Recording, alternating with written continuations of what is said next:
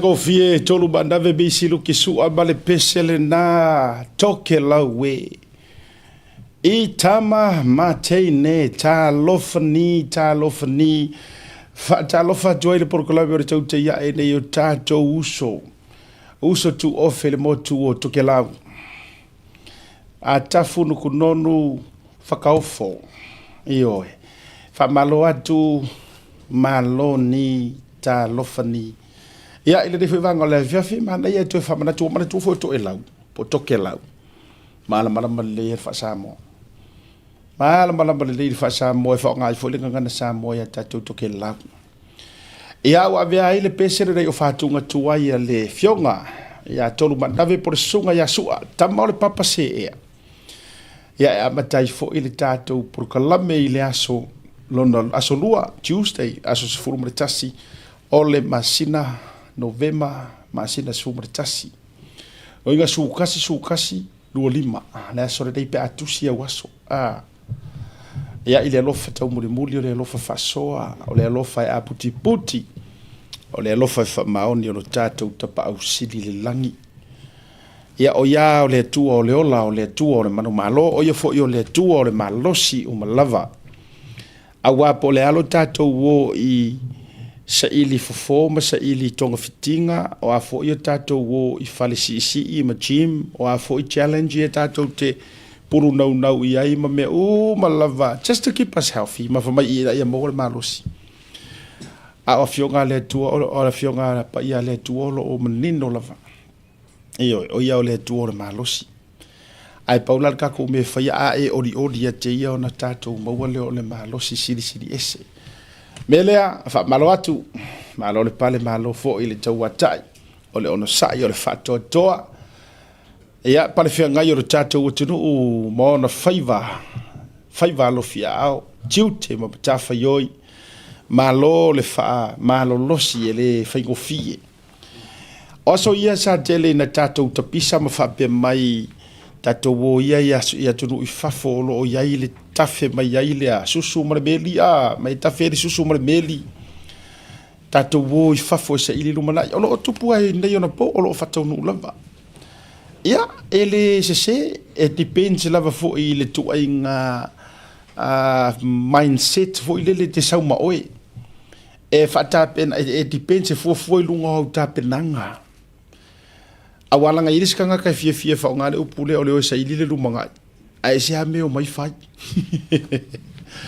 o le dei tembe o le afia fio te fata lofa fa fei lo ai ia mo fa peatu a fio mai ma tela mai o lungo le tatou por kalame masani o le por kalame le tutua fa o pe le Blue Wave TV por kalame wo fa ngoi no le tuta ya tauta ia marato o na ia asiata se taimi fo ia to ai to nu le sunga le atawa ia maritato por kalame fa malo atu taimi fia fiuma e tau le lo stato por kalame pe tu waina vaila ia sau o tato to fai meli mai ia le tu e fai se por kalame le ai what happened to the program ia le fo o to ai to nu fa taile lo fo le tua awasa tatou wa si utila maulula ile sona nafi sa o mafuta mai sini au sitalia ia e mafuta atu ia si auto ina fa pele le sunga le atau nei le tatou ofisa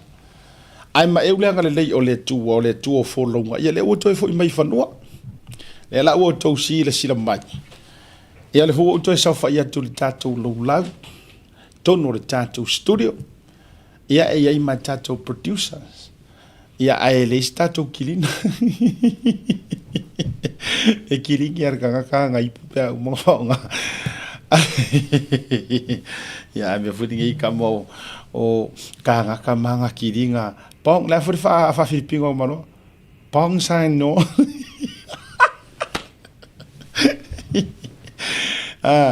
pong cha la ka un upu e to te silfi auto o ule nei tau tala fa filipingo e o ai nganga o le takalo ko le main language fo ngale international language communicate to mai tangata filipino ia ma dialect ese fo ile ke kaukala ilongo cebuano ka personal warai marikaraia ia whaupopo i role ma le Tagalog.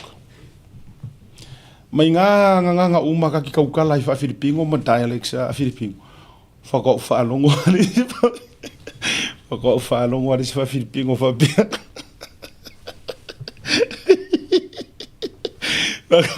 Fatoa o whaalongo ali ai si Filipingo whapea ngai pia wha. Sorry. Teso ia se ko ke fai mea ofo. Pang sai bo. Cleaning ai karga e maka ukia ai fai ki re se man tu fa talo fa e te no me no fi adai wo so mer ga malo ko akare me vai wo so anga palo ko akanga ya nga me nga fai ne maka ukia ga maro par ko ingani yo so makiringi ko ya whaafonga mai o rua misa ma Oscar saunga na avai rua o rua e producer resi a saunga mai resi kiri ya a talo fatu o mafofo ino mana tua ono ole o toi fo i maritato office a whaafitai tere lava e a tau te talo ya mai se fo i o le tūlanga na si tia ai whai ngā malanga ina i toi tau no umra saunga le mō mai ia le lau o toi o mai tato studio nei ia e whaafitai le lofa maleanga le lei o re tatou mataisiri le langi. Ia wafo ilana pui puinga. Ilunga o le ea. Ia. Awai po le ale whai mai o le poto maleata mamai o papalangi. A le whina ngalo a le tua. A iei fo ime kau eskengi e kanga kakau pule le anga me whapena. Ia e te le a me on tutupu. A e whaafitai lava. Ia o le umfa le tātou to e whei loai. Ia i lewa tuli ma lewa whata e peo le tala ia sao luanga lofa. Ma lewa leo le tātou ma teisili i le langi. Ia tātou wha malona ma le whata lofa le nai vanga o le afiafi. Te fiafia ai nei whio i o le tala le lei au ona tofi whawina le tua. Whata whaitaulanga fia ma lo le folau ma lo le whatotoa. A lo le nsai. Tai e tau tālo sanga molia. O vai atu lesi taimi, wa shea solo mai e le to tele le whaamanu ia ava. A le whaao le kalesia a kape. O le, o ia fo i o le whaurulunga o le onkuspa ia le a kape. Le sunga ia oi fo le Benjamin Williams. Benjamin Williams. Mana tu mai o le tamalo o fo mai o tuspa ia. O fo mai o tuspa ia. Ai o fo nei ngalo ia tatou samo. O ka malo ku lo ale au ona le tua. Te lo por apostolo po le alo no falanginga la iai. Ai sina little briefing fo ngale anga il ona le tua. A le tangata le upu. A o le tangata fo i o le anga nuu. Ioi. Tuatu fo i le anga nuu ka kou makai. A walawa nge i whake me ke me se si pe a ongi me angi siri ka malo. Ioi. Benjamin Williams. Tu lo wa u tele o mai lo po ua suafa. Ia elangai. O le sunga le taipe mataipe le matai le sa ia la na fa manu ia ava o tele o mau le leile aunga o le feilo inga ai au telo a failo tala telo la su emel tatu a producer e la fionga ya misa pa male uso ya Oscar o le e malie e longo malie la sa unga ai ua matua mo molisa o mai ia ele au na le tua au ngi ko fai ka ko ngi me on kai sidi ele yangi si ka on kai sidi io pero foi atu mana ia o le vano o telo isele o ele o sirafia la tu te sheinga la tu te o sirafia o tai o le sunga ile faao le akape ia ministry but live for in the assemblies of God. O te lo le ngā ruru e whatasia au au nane. Lewa maua mai, le la tu i lunga. whafonga le lei mai ia. I think ele o maua le tapanga le ipu pe e akangia mai i la ufa longo le whainga o le tautali, le whainga o langa a tali ava. E whauringa mai sa alanga e le kufa ava le ipu a le taitai. Ma whae ringo le taitai sili. E pe e kaua kangia mai. Inga ua maua loa le ipu ava le sunga le taitai o le kalesia. Po sunga le whawhenga inga, po le aposkolo. Le whai eilang kalanga e le o i o kuila e por kai sili. So I can imagine wa o tele o maua tele penga whawhenga alanga le tangata le nofu alanga le ipu. Ale sunga le whawhenga inga. But le o maua mali tatou wa kiripi lea. Whafonga fo ila il whainga o le tala. Ai tua fo ila o pate tua. Na matua tatala ai e le apostolo. E por sunga le auna le tua por fo mai o le tuspa ia. Malenga nuu. Ngai a kakala iloa. Le whao ngā inga o le upusili. Le kako ke le o isi wha tu lo wa le tau whaia tu fo ile ngfa mai ia le wha mai mori o wha valea ia rufinge le resko ingo kuira epo. Ile ngai ngor ka siti. Ai o se melo whafonga. O watua langa le o wafela o wha malo ia o una le tua. O se melo whafonga.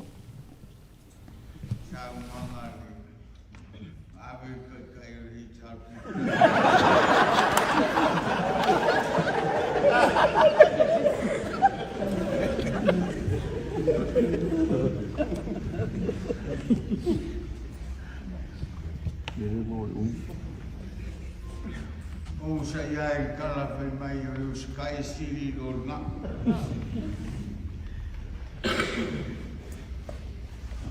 O le mawhaanga leo o tātou mawhikia. O ngā le whinga ngaro leo ngā. E ifo mai le angelu ia i au. E whai mai o angi. O e ke ifo mai ia. Wa o se kasi o uso na le tua ma ko ke ifo afu ya e lua sili e no le sili momua wa fionge Yesu ai wala o le si finge amuia le mangaba mai fa Faliu Yesu fai mai. Sili oe e whalongo mwhai. Sili lo malua. Upu kau mawai Yesu i ang forsanga o le amalanga. Ai sa i leo so. Ai alu la a whawhera ngai. Ma Yesu sili mea kou whaia. Ilo mea kou whaia. Wow, le awan. O inga mai lea o ngā. Wa lua siki. Anai kusi mai le lima o le perfecta mo whai ngoa ka mai. E ngoa i o sili. Pere sili o ngā. Sili. Koi pere ma le sili o ngā. Ai ako i saia le upu ese. Whaangiangia e pere o fua. Sili, esse, ele é o cuida é para ele vai foi que cai sim, agora é pua, o sili, esse,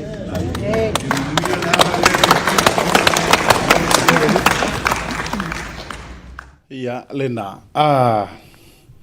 tango sa o alfo ma i ona le tuspa ia ma le upo le tua. Kango sa oar fo mai wha mangingo i le au fia le lei. Ma le au oso i le monge oso. Ma le alu sau wea i le malama. La ngai tā ua ia. Pe ana whai atura utala. Whawhetai tele le anga o la ufo i le te talo u te lofo i le ori te talo le are to tele. Ori tātou watu nuu. Ia tū lai mai sa le vi. I lea taimi ma lea taimi. E toi tau wha apupula mai i le lalolangi wa makanga kau wha asese ese ngisi e alu au tango. Ia mea e ngata ai le savali are tangata. Ai le sopo ai tātou. I mamalu o le atua. Po mamalu o Yesu. Ke riso. ina ua maua le video le kiripi lea o ke maka pea mo maka pea e sa o pia whaatata la fonga ai o se sa vali tā ua ma o le mea sa aua tātou te avea ngi vi inga i se kangaka leanga e le o se kangaka e kakau i ai le vi inga manga kua o mea ngao vi inga o wharupenga wha moa mo whalangi la nginga ma tau la nginga o mea ngā o leanga no u wha moa ia ai a e whakua loa se mea e si i ai pe ua e si i kā ai ma whasau sili ai le tangata soifua i ma malu e kā wama ma ave uma i le atua siri ese o nga mo mia ro leo mai o tangata o le atua leanga mwhainka ko keri sianga uma kau ke whaika uma ar kuspa ia ai e iai mea lofa ua ku lea ma lea e le lau ngakasia umai ka kou mangingo i o fionga le tua e iai fo i le na te whaamatalaina miti e iai fo i le na te whaamatalaina ngangana ese e iai fo i le perfetane e iai le anganga o valo anga e iai le e ese uma ioe e ese uma fua o le nganga pa ia e wha me haru whainga i kako so e le ma whailanga kako whapea ku onga o ke ko anga le loku onga e whai o ko finga le loku onga whapea rola ia o ke mana malama fo il e ma whaifungu le ai manino i o fionga le atua le la ua susa o mai ia le fo mai o le doktor kamalo o lana le anava pe ia o le whaalanginga nga kala fia ai pe o le tala whanene na whai ia fia ai nga ua mga awa ku fongo ki e sauso ngā lo halo whangenge i whalea liti so swangi le kau or pa ngā uo ai ama yer kama o ke ofa fisili le e ale a kama wa amai siri ngang fisili ei ku ya ku fia ai whangenge e ale a kama o lai mo mien ka kokoa e koa kama lea e malosi nanga o le kau or mea lai whai ele ongi whai ngā mea airi mea lai whai ele ongi ka ele ngai le vai va kur fa fonga la tunu ele oni fa se ngai le ongi ka ngakia o le kaua le mele la fa e ala le kama e fa mele tali a fa nene fia ai polo wo fionga ku ya ku se ole anga var kama le or ka longo winga e ko akele la fanga a ole masani ole winga na ole upu anava ia wha mangingo mor ko akele o kako ia whanau fo ina soifua tunu i whafoma. O le winga o le naha upu o le anava, o le maasangia kamalea. Longo winga aia wa ai pia whangengi. Ke ala usuar kamalea, ia pio mio kamiki we, e whaere mo le peru la au aeru. Sasa soro lea mea, ia e whaasoro solo ai inga, ka whasia e rea di ima kupulanga, langa kupulanga, ka hau wa e ia mea matulanga whapena. Lela e lenga whasililo. E alea kama. Okay. Ai foi mai le tali a whanene se o le angava si o kari, o le angava ka malo re kaku. Na ona mau malo o le tau a whanoti. Wha mai ma tō whinga le tupu ta whai wha. Ke o, saula ia, o le a e aru malo mau sa moa. Malo whaalanginga o oe o le anava o taua. Whapenga umala le melea. Leo ke kau mo whai e kau whaai poi po whaakasi lea nganu. I ko whinga, maonga whaawinganga. E o whaakasi ma le melea. E o whaamangingo sa awa le sunga le whawhianga inga po sunga le fōma i rutusi pa ia. E kasi a le ave iai le sili ese. Malo angangat perfecto isa ia. I oe. E lona ua le malo. E ingoa foi o ia o le whaipule malosi. I oe. O le perengise. O le file mu. O le tupu. Saua ilo markamalea. O le sili ese. E vai la kako ia. Saua whalanginganga. Mo ka kau ilo nga maua ka kou leo la makaka ua so yere ora kau whawhifim o kau whavalea mar kau whasi. 5 time moni whamalo dokta Amina Williams po Dr. Williams faafetaitele ai it's got nothing to do ngi porkiki ia mea au fange ko ki fu mai fu ko ka hofi ko so fakaka ma faikala ia o ai lava la sa ngi faikala o fa fi au nga o fa manatu wa ya auto ai auto te we mele na tupu ko si ko longa le men kupu ka fu ia renga lau wa le renga ngo fo lau lu kulo eri saia ia faikal kus pa ia ai tau tus pa ia le mena tupu tangata ia na o fai tangata o le tua malalau ma whakau suai. Kere ka ua koe aru e whai kau kus pa ia a whai o ma ngai whai kau. Ka ngoi ko mingi mai runga ia e whai kau e ko kele ie. Oe la i e tā pena e tau whai ni au tala leanga o na whapea ua whaporkiki e whai whiau le ai. No. It's got nothing to do with politics. Anga whapea fo i o le lauli le mali e toa, le ave i e ka kouri whaalanginga le o le siri ese, o i o le afo i le ngo, tai sili. Tai sili po le alava. E le aloa ka ngaka o le atua i le whaasaonga o ka kouri mele, e le kaumwhaianga mea. E vai le mangingo. Le anga o le tātou, oi, o le tātou wa i tui le ngā maro ka kou, ku uanga i lalo mamalu e ave. Aftai, o le sona moa o le sona mo tātou uma. E ia me ngā kainga e kau whaapiri fo ia maka. Ngā, se manga ia e ngā kākou e a whaalanginga kau ke avi ai. Io e, au fionga le, kai, ma kau kia por kai umi, kai uma. E manga ia walanga sa oe. I think, no doubt, Tuila Epa is, if not the longest, he may be one of the longest leader el Pasifika ma lalangi. Ia mwhalanga ko whaiwhanga ia lau fionga kai umi. Ia ngau.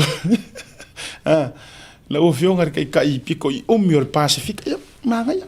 Po le lalangi fo i pia whapea e ini wha amauni anga o laesa o le kai umi lea.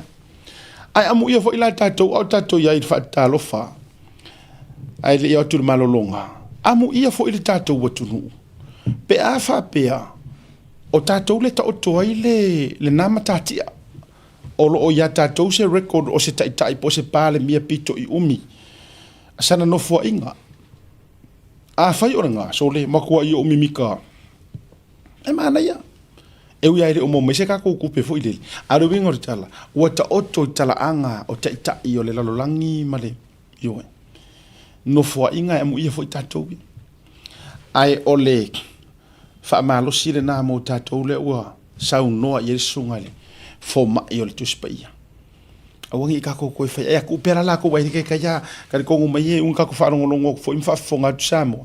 Ua whaasanga e si dokta ia e peana te whai atu. Ia ka ro whai. O maso mai le au soe. E ia kama fo i e sao ai le ngoku leanga. I fo ila kama se ia. Ia ere i le whape whatu a mea e tau whetu ufu e le whaiwhe au man tangatanga lai mangi ngoa kala kuspa ia i mea whapenga. E le mea na tupu tangata lea na ulangia ia le perfecta. Ia, nga ko mumu a vaku se skasi ka ko i le marolonga ea, to te fia mana i se stasi mo tangata e whaiwhai tangata o le tu. Ia la vaku le skasi. Nā men kopu ia a longa marong ko whinge o Miriama. Inga ua ko mumu ia mose ala ko wa longa ko ngangi. Nga ko mumu wa la lau lea o mose la lau lea. O la mena tupu ia. Na le pela. Dei o whamanga kure le o ke whamanga kua wai whamone mo tātou. Ele o soi fonga for ngai ele ingi me ka ufa pe mai se ronga ngi ka lesia le fa ko amala ya le se me fa penga. Ele fili ka lesia le tua. Ka kia me nga ilang fa masingo nga se yo ka kire yo or merga. A oe wa fa wina ma fa pa ina ma fa ma luina la to te fia lo no finangalo. Ya maka u fa venga.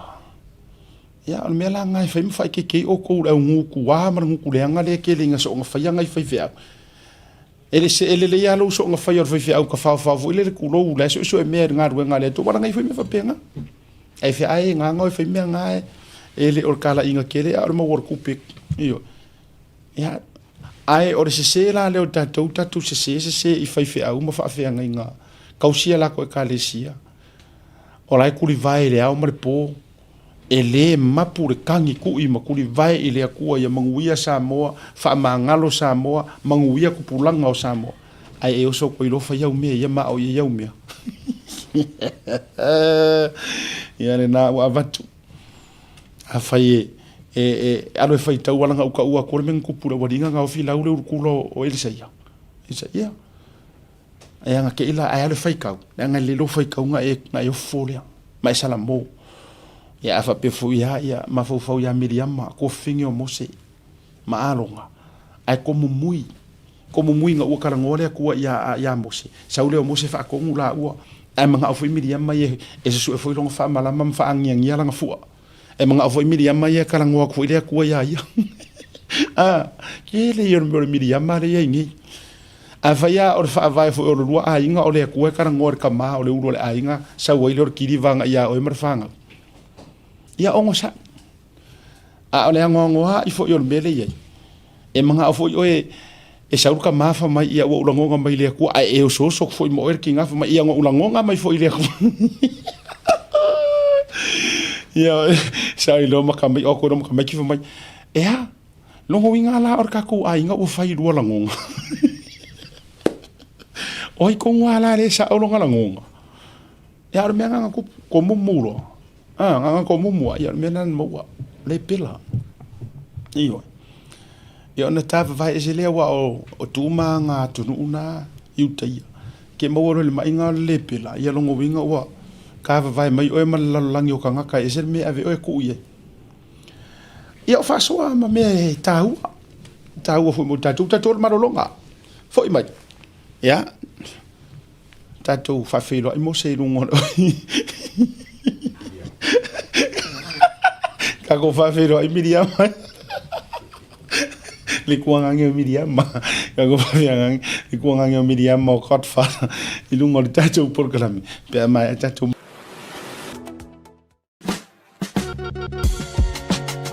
There is no better way to support the 685 than to buy locally sourced goods. Here at Tasi Market, owned and operated by Samoans for the Pacific. Affordable funeral services. Whalemaliu, a tamawhanau Samoa, tonga I Okilani New Zealand nei, o oe malo aiga. Affordable funerals, o le tani mo te miti ngā, o le maliu maleoti. Miri mai noa, o lua tasi, valu o noiva, valu tasi o, mātou te o atu I lo maota e tala noa.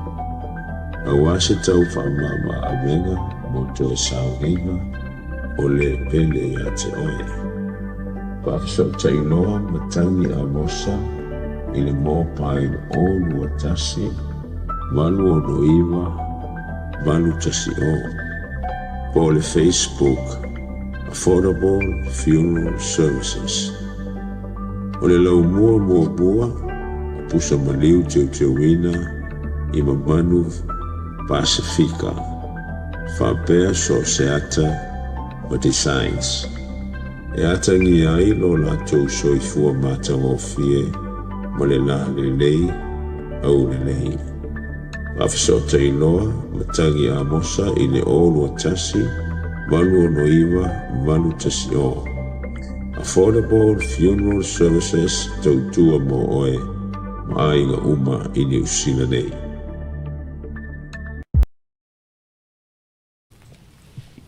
Taimi o le wati lea ua toe se fulu ma le 5 minuti.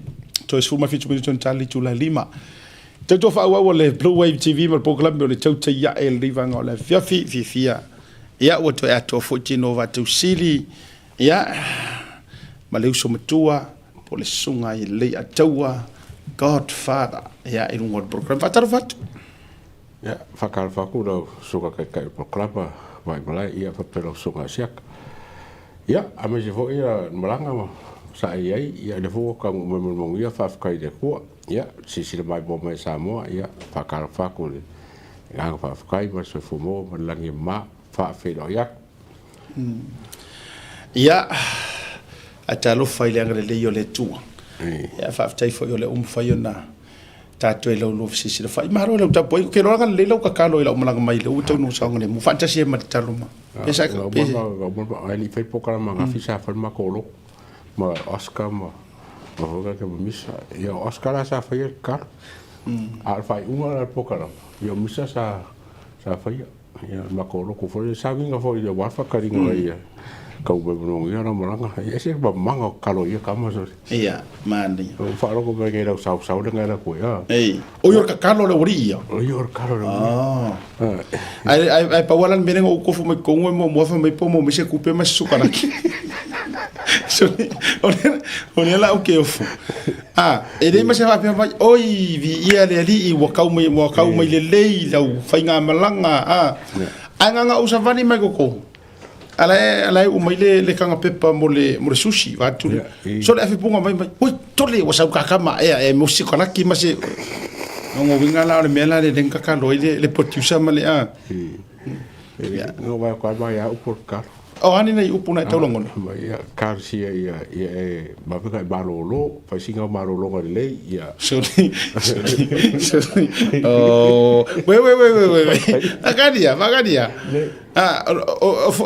fa mai ga fi fa mai longo winga e ka wakangia mai nga ka manga o le ke sa ki ile ala fa ngamara ba ya ko ke le ba lo fa le ka fa lo o so lunga sa ulan ka mo e lalo ya fa mai karo fa si ke ia lava si ma ro longa o ia lava o ia di fa pe karusia e va venga maro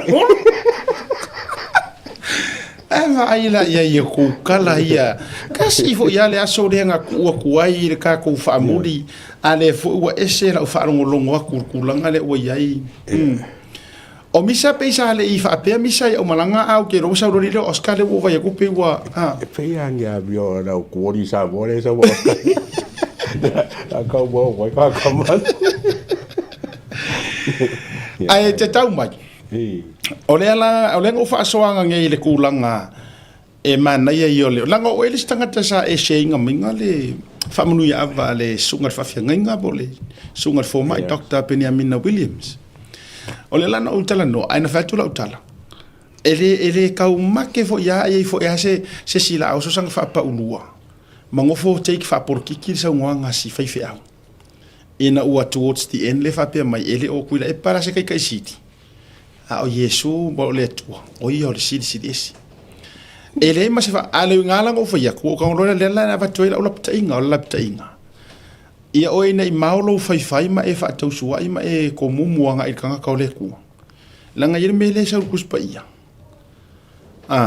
ile tupu va ila ia lua tupu e lua along fa upe lua ko ruma lua lima ia ngor ka por kala me mongi ke fa pese si wo fa kuar kala ele me nga kupur ka I ka mai ki nga ula ile tangata ole tua malaule va ile la fa ka wa ko le tu ke mga fa ka ole lua tupu lua fa upe lua tolu ma lua lima wa e ia na ile me ai peteli o lo wa e ia ile ala ono mai le o tamaiti mai le ai wala tau tau e mu ya te ia o fai mai ia te ia le ulu tūlai alua e ia le ulu tūlai alua e ia ona whaliu lea o ia I tua ua vai atu ia te ilato ua fetu ua tufo ia te ilato I le suafo Iova ona o mai ai lea o urosa fafine lua mai le vau ua saei I tamai to o whanga fulu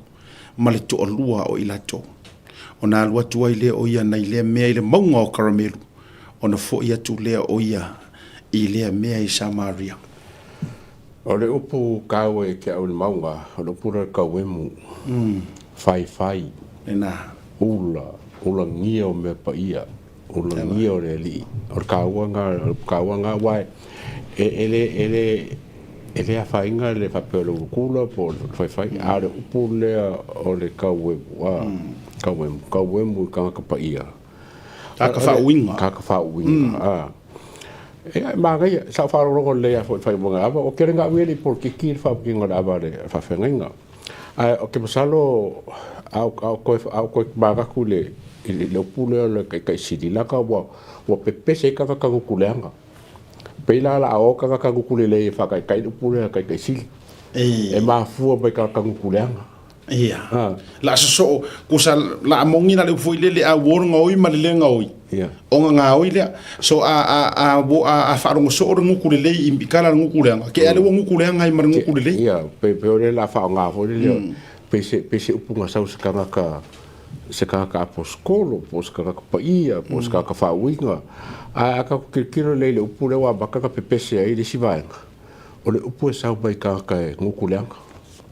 Kaka ele mafau kaka ele faloalo e ke alo ia menga kongo ga ka wem ia ai ga pasa sa o mai la hodil a kongo e mga ko fa ka ia ka konfai alo ese fa nganga lo puro o ka isi di la ka ele me nga mafu mai ia po foga fo nga mafu mai no mana ia tele ole taua fa le nei por kalami sa mo lo fa fombo after you leave ma tu ala loatu wala ngai sa ola ka wo nga fai masuanga ia ale la wo wa o titau va vala tu pe ia na tau te ia tanga tale nga ku fa avale i por kai kai eu ki ro ayo so nga fia mali ia wa fa nga ina fo im fa tanga le na taimi e a mai lo mar fa sa onga ia e vai le sa ngor fa sa onga pa mo mori me sa va sa o apa tonua ele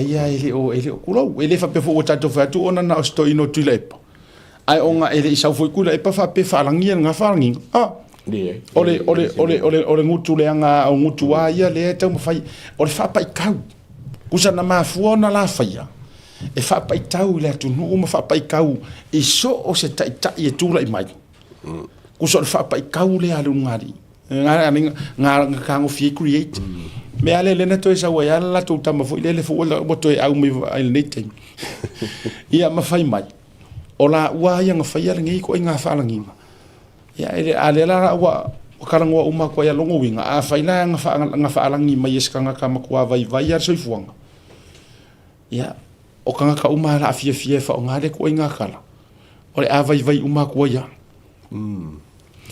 ai malo mana ia fa tai fo i au ona le tua il taimi la tau te o mai e whaamanino ni si o mtau.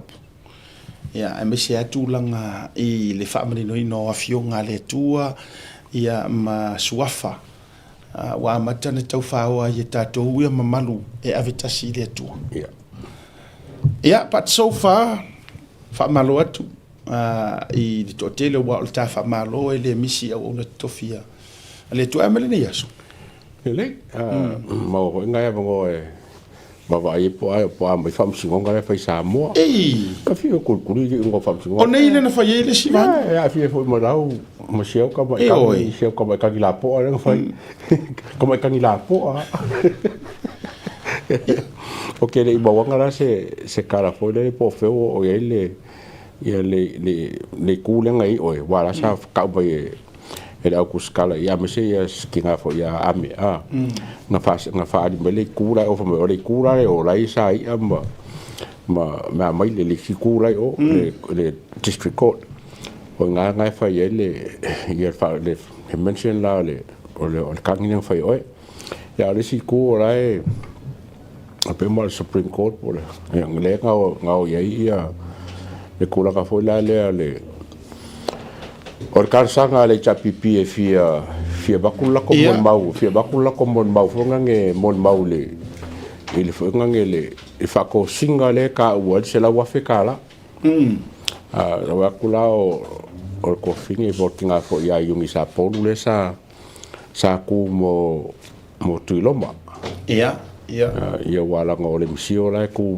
mo le chapipi ku sa ya ipo mero po o precious sa ku mo kako ya terupe o famsinga la o sa ka ku fai kurkuri sa fa ngai nga ka kurkuri ma makamaka pe maka o feo fa ili unga wa e folinga mai o le waku ia sapo e mo kwa fi ngaula bele ai mo se fa o le japipi o so mai kongo le mele ia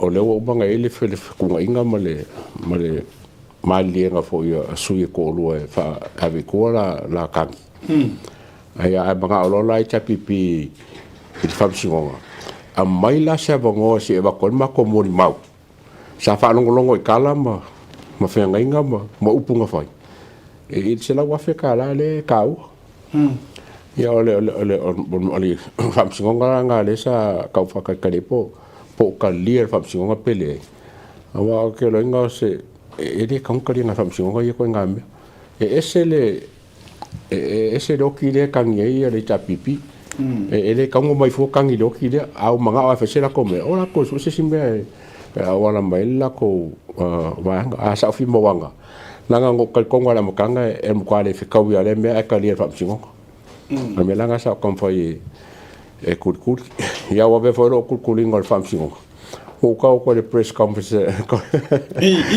le press conference akuila epa malanga malau mo uso sioel oi taro fai e mo ka lo fa ko ai ka ia ma ko fa nga ka pela ka fu po va nge fa fo mai sa mo o ani va nga sa di fai fo i fa tar no nga si uso mal to ina e lua men nga ia ai ma nge fo ka ngo ya mana wa o ke leilo wa sa ko mo kala mai i fangaloa wa vakule ia le kusifola ale porokeki le ministry ole le fel porokeki ya i kumalo umalava a el ka fika kai fongo apala ya wa instruct la ka umalava fika kai fongo e ka kau onga apala mola bongole ka kai fongo o le mo kwa le fia kula e pa o le mo kwa le fia kula per kusira o ya la fa mangi ya sioi o kai fongo me la langi sa vai fia ka usanga o kai fongo e fia kai fongo i me ke kele ko ki se fulu le lisio me kai fongo ko ya nge ka mai biano mo kera ko kai fongo o kera ka kai fongo o kai fongo e kusa la o no mari la falo o le ke e kula epa i fainga fa vai por ke vale fora o ka e kula epa nga ke venga ka pule fam sinonga onga ele ka kau tis ka kai fongo ia fai pule ia mo ko foi la le o ia fainga fa vai ia a ngela o fam sinonga ia o fainga fa vai le ka ngo ki kirele e fam singo ba ngara ngi si reasons po ngi si me ese mai ai makau le fo kule epa le si kumalo le mo kwale ka konguinga la fa nga se lengi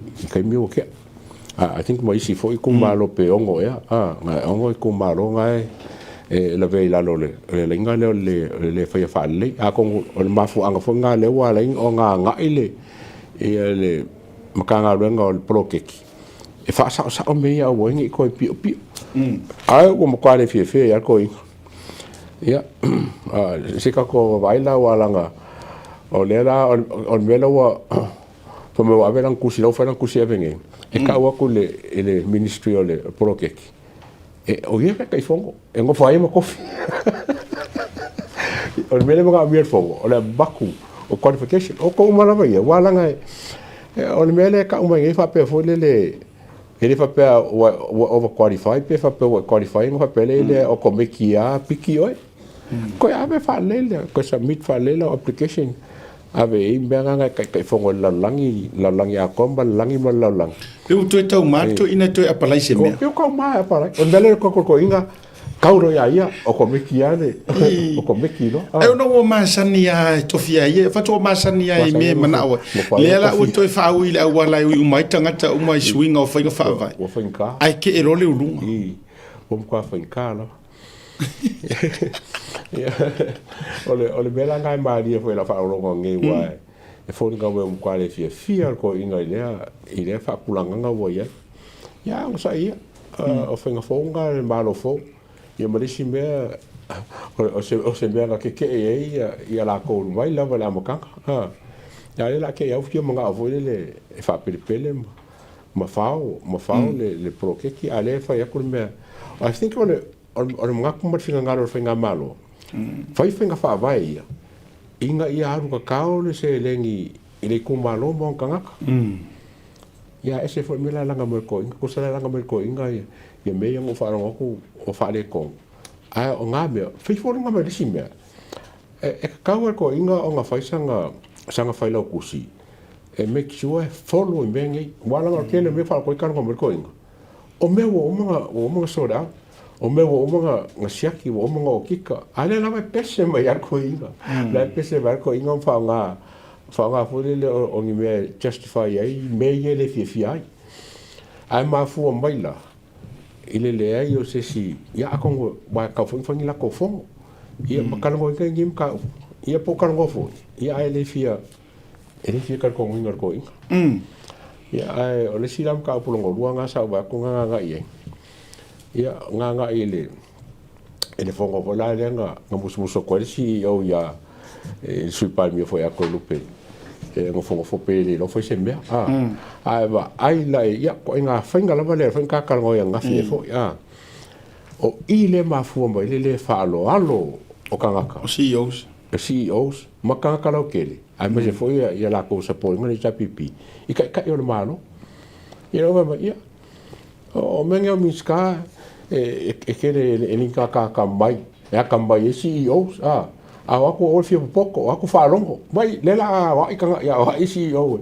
e fa tai no ingo lela wa CEO fa ko miska mo fori ko mo miska la ro CEO o lo fa ngo ngai de ngo fa ka iske mi pe ka fio po i bange fa fo mo ko e ke aka mai me akai ai me e mo kwa le ka kau o nga kula fo ie kulepa onga or coffee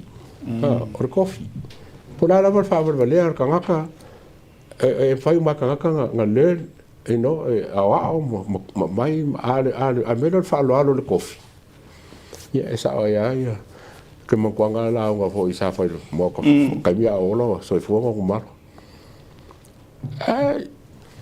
e mamar ele oi algo fo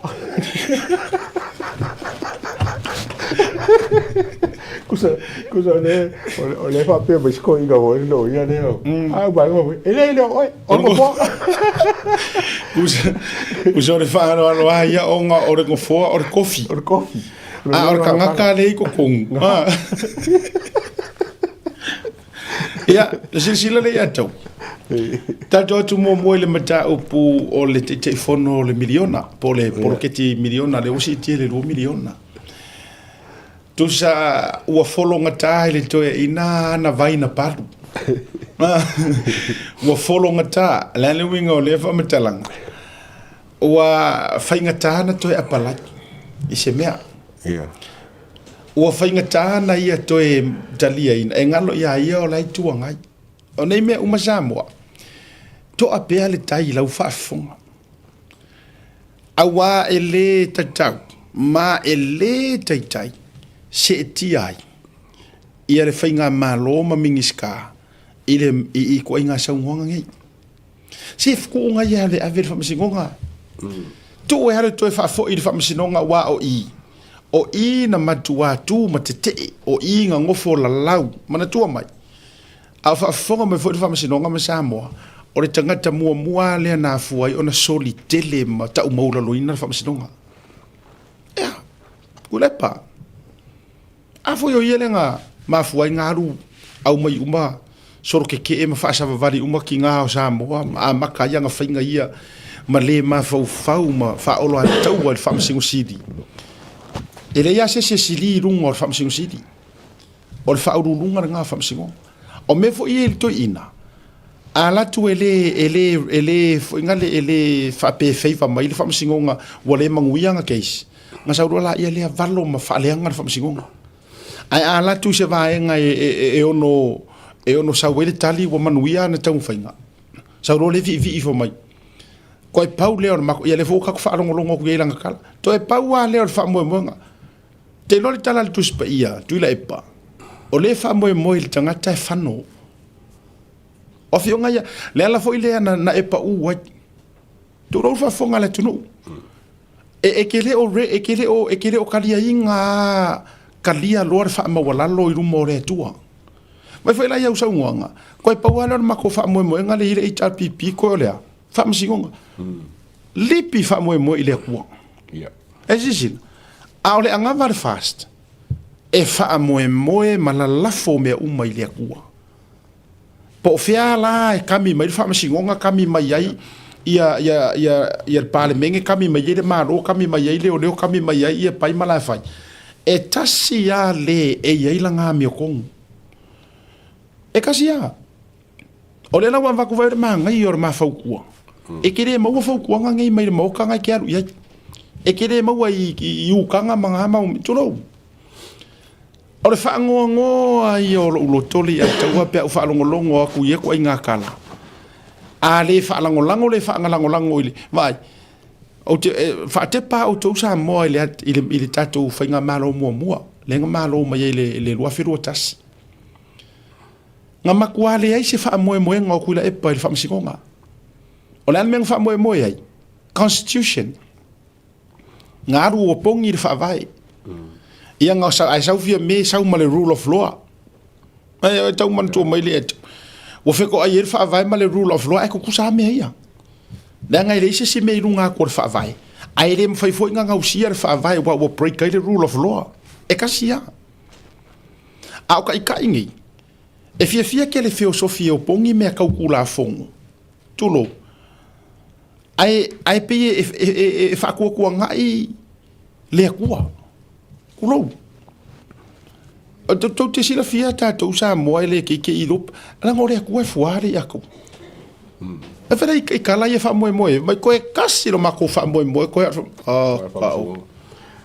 okay o le tau te lo le winga le fa ngore tala ai po wa fo ngai fa masingonga a ma lo sia le nganga pa i o le ku e musu ia fa masing o le winga nga la kala po ai fo fa masingonga la ko fia corrupt o mo ngi ai ma ko kingo ai le musunga le nganga pa ia le kai mi la valia e fa o sofia ai longa loko please find me sa e ko suia inga o le winga nga le ma ka kua fa mo ia ile kua le wa ku ko ra le mo lo sunga tu le pa sa ile le mari ngoi ku u ia lo fa mo ka ngaka le ngar kala ngar ku sipa ia e fango le e fa mo ile isi ka ngaka oi anga ua e kuri vai ma e fa mo sa o ile kua ole akua e fa mangalo ia se ele yangi anga salai la sa ku sipa ia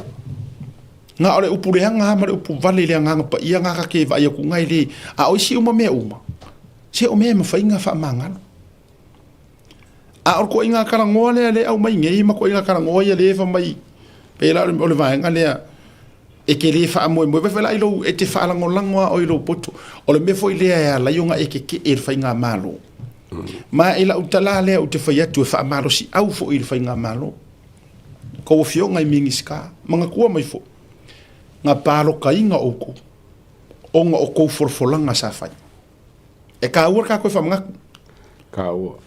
nga palo kainga oko onga akasi lea vaenga nga makua fia umai ngaka inga ia ave ese mai kai fongo maka ngaka il fongo il mo fongo fa vai ma ila to te el prokeki la ngor prokeki mo ngaka mana tu mai foi o le pepe lea ale fast o le fakule o le fast longo winga ele ma fainga e ave fa kausi kama se ngaka e sawa i le pepe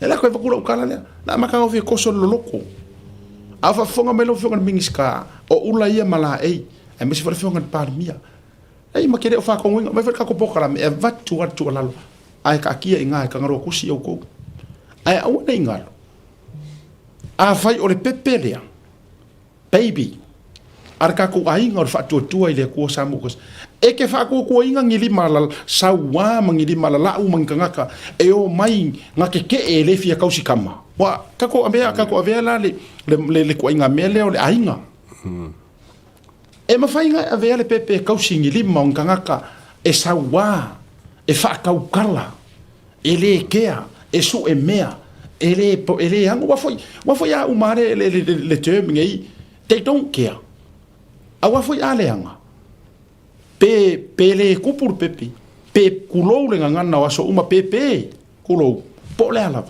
they don't care a foi langa lai lako orfanga e ro se mahakama e ro sa ukama ar kamar fast so o le tu ala lona o le tu ala le le auanga i ka ko suia fua ma suia ngi mea inga ia kau meet ia me fai a ko inga la ulo ka ko alu i upsa le anga nga mako pa loka mo se swinga mo kere pa loka mo se afa swinga oi au lava nge ise kia fua al malur kai kai o fungi ka ko popole inga me o a fai karia ia male ave fa masingonga ona ngo fo ia ma fa pisi solo ma make use of his time pe ka kala ngafi o fa pasi kai mi ar mele o fai wa o ringa har wenga le lei o foi fai pa wa le o mele o fai ai a fai kau ke ngau e kupu ma lau o laola ma soifua malolo inga le pepe fast o le porokeki milionga fa fai lele pe a ao i la kou e alo lofa e loko iai e lango fo iai ore kulanga nga le ato okay amanga le vaenga lenga e pa iai asiaka me yo kula fongo ma fa singonga ngai kausa ko wa ke asa ko roma ko mixamo sa vel fasenga ka o commercial law e kasi ale me ngo o mai le fasenga nga se o mai le so e fa ngo fingo mamlo mai kula fongo fa america si sa fa ya onga ya mako e ska me kile o lo sole kiki o pali fo le polo sa ma fasenga ai sa lan kala fa diska fa pe mai ele ai se kula fongo ele pa i kula fongo se furo le kuspai a kula fongo uma lava e longa so kanga ko ngeki kula fongo se furo kuspai ai mama lamba lenga ya sa fo kula pa fa mai alu le so era mio kongu le fonga o fam singonga ora mio kongu la e sa mai kula fongo se furo le kuspai ele se kula fongo ele link ile ko ya creo la pa mele sulo ora sulu kula fongo mala mio kongu ela si kula fongo ese mai wale foi ele ese long finga ngalo le mele alo ave ole i ole fam singonga o ese mai fa vai mo kula fongo la ya pe fingo fie wala ngai ka ko fo i mai singa me foi fingo fie ngai mama kula fongo kilo po fe kula fongo se fulo linkenga kula fongo o le la kusa mele wo o ye le fa sa si toina a o nei fo ilo ia se fai ali ma toi musu war ko wa nga fo ile le nga or ko la fo golden rule le fa lo ia if there's a case then fai go ahead a fai ku la ngor mele la tu pule ya to so le la o ai me ko king or fast la apa mele li mor ko inga ko ki kere se mele ka mo vai o le mele tu lo yes it's for the country ai o le fatua tua ile tua sa mo wotas o la ko e angari le angava lea a fa ka ngula e pule fo ila to wil fainga ai manguia o mai sa mo ako ia wa fainga meri e kai o e le pipi ai nga ngai kavalea wo fa ko apalai ele le o ngai fa ko apalai ai le ngar fa ko nga pa pe mai ke le anga ba e ke le anga ba wa pola lo wa ba pola le ke no fa longa fa ke le anga ba o lo kango fa nga se o ko pe ia ko ke pa pe ko nga o ia por ka fo nga o ele anga ba sa ka ke le nga fa longa mo ke le experience nga o pe fa le kongu pe fa me manea ele or qualification nga ska ka ai o se nga la va sa o le so nga khot fara ma le sina vai e sa la finga uia mai la ia kulo e sa la finga o mai ngei ia o papo tulo sa mileoka o fiti ele they never had a chance ai mau mai ku sa la finga o mai ngei ngaka a mai se prove ko foi ma ko ia ma me apalai ai o le finga o mai le or kanga mua o le poro ke ki mua renga ku fakupi mai nga ko ia ko ia ko fakusanga mele aku le pale i finga foi ko lua le nga no finga o le pepe le pepe wo ki no la pepe o cola nga o ki loko la si fai pepe ro pepe voi le Asi fast la. fast. Ana mela o mela ngai. Ele se ifi fai pepe foi nga fa malie fa le leila. Ia rofi. So le ai so ko surs. ia le leila si ki nga ka ni sor boka fa mai ia ve ma oi ar fast le ai Maria wo ki rau kola ia le ka fa le rau kola Se matua tau maria matua tau le mamari. Matua tau le mamala va mana me tu te fai. Oi. Ia ka fuila. Awala ngai o policies o me fisu ya. Ele on kula fongo me ka imperesia a me ka ma.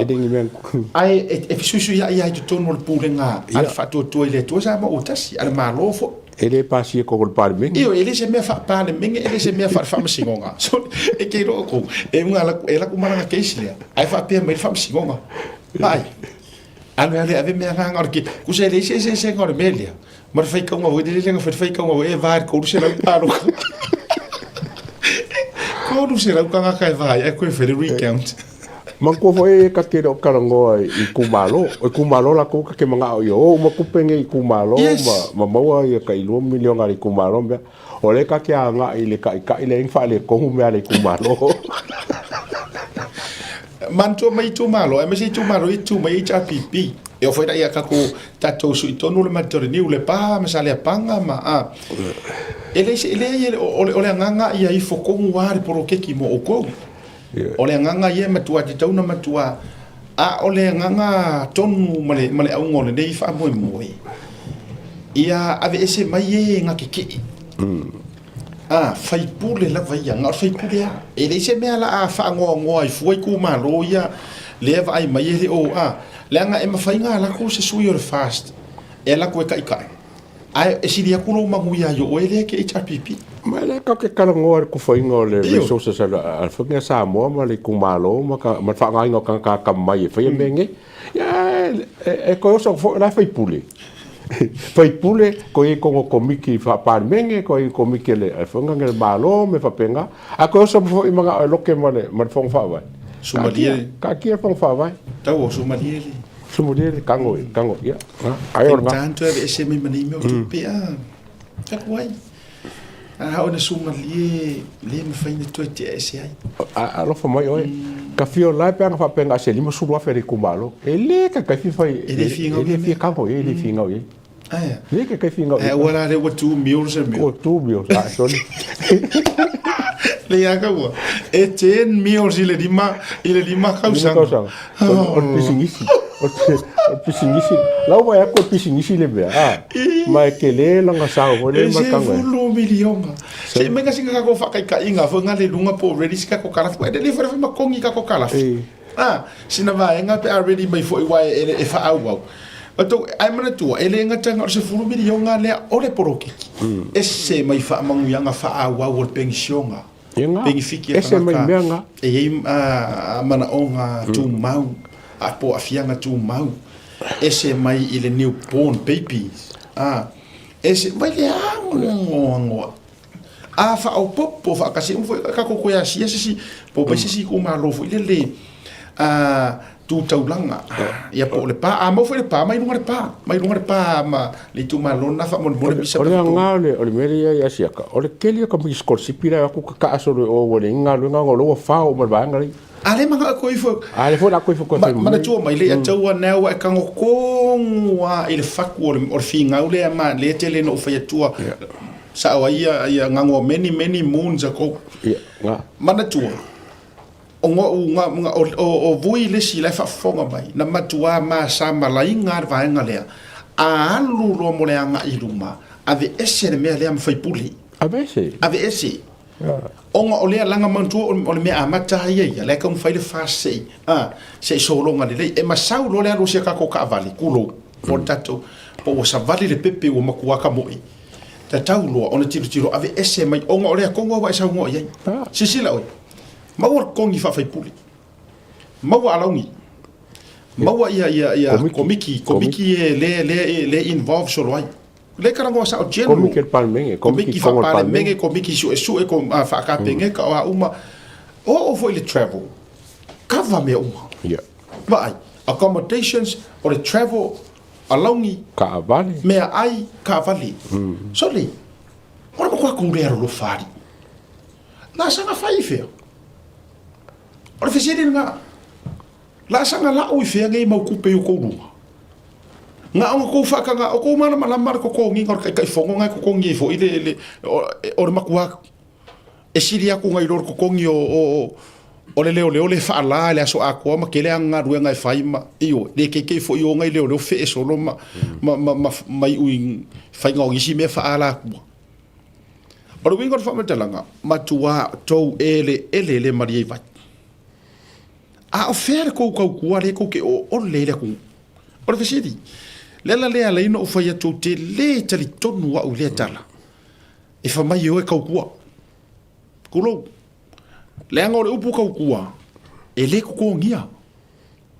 io e o le mea ka o kua o le me ka o fainga ruenga e ko kongi o ngala ko ki fainga ruenga ko ke o kua ai a fairo e fa nga tanga tale upu le o le tautua o le ale me avaku kadia maranga fifia me nga ka o kua ale ai foi se kawi e nga ele ko e faia o ero kawi ai afa pe mai o le ko ke fia ko ke fainga ruenga e se ke ka ngofi lai fa se nga enga mo fia ila I ko nga ruenga mana tu mai fono fa vai ini le fa to u matu no fa tala no va ngofo ile tatu action team man rewa fa penga fo isi pitonu o to o me local board me nga ka o fon fa vai ya bo leva nga so fu ngi ngi sila a Godfather e ia ngi local board te ko yo mai ia MPs e o mai o inga ka fo mai me e wa vai la ka ko Quale ia?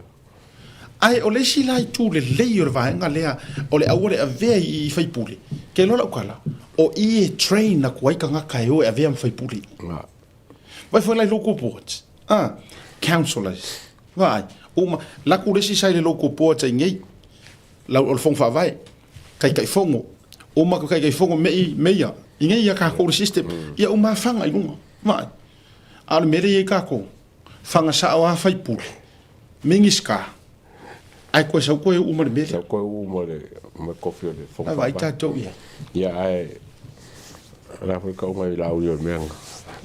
ia ole winga la ia wa ai wa fa la tele tu so fa la tele nga le ma fa so ai ata to so ile matole ni uma tu matanga u for langa mai inga ngau le fast e mahalosi ma makua makingo le lei ma soifo maloloinga le pepe fa failele lima ma ao o tangata e tali tunwini O nga foi fa nga fa ma ngi foi mo mel malo. Ngi sio la o nga fa vai mo lu mo ai e ka mo fa sui foi puli. Ya e lele o mai wo lo me ka foi ku malo. lenga e manguala a vese ava no e se mai te fono e lengi fai pule pongi o le te leo le training field training field le wasa we train ai e la kulai o ile pe a sau fanga fo ile le parok so le ekala ngoa ko mala uma mala uma a mai ile mata upule la le tato tu malo le na la vi fo lunga se fa ile tato isi tato tu malo ese mai misa e te ready lo tu mai lunga le tato wa tu malo amana fo ama o le pa mai tu malo ye ka ke o se fa ke pa ai pele o le mafuanga le na mai ai to nga seleni ai fa tai o le vanga la na ile mata upule wa ikar ko ingar ko e apala Wa muso ko nga pala. e roi ale si mena ikai e ko apala i ar mingiska la apala i ma kware sa wan Quale dia. O salo mena le si vinga le dia. Ko e pala e pala mi ska. ko e mo fa wo io ma tu ai to e mo kai ya mo fa wo chudi ya vai foi agora le tu e tu fa fe nga ya me Era ngo folo e vai ngo lo mala le vale o mi ska ma i puli.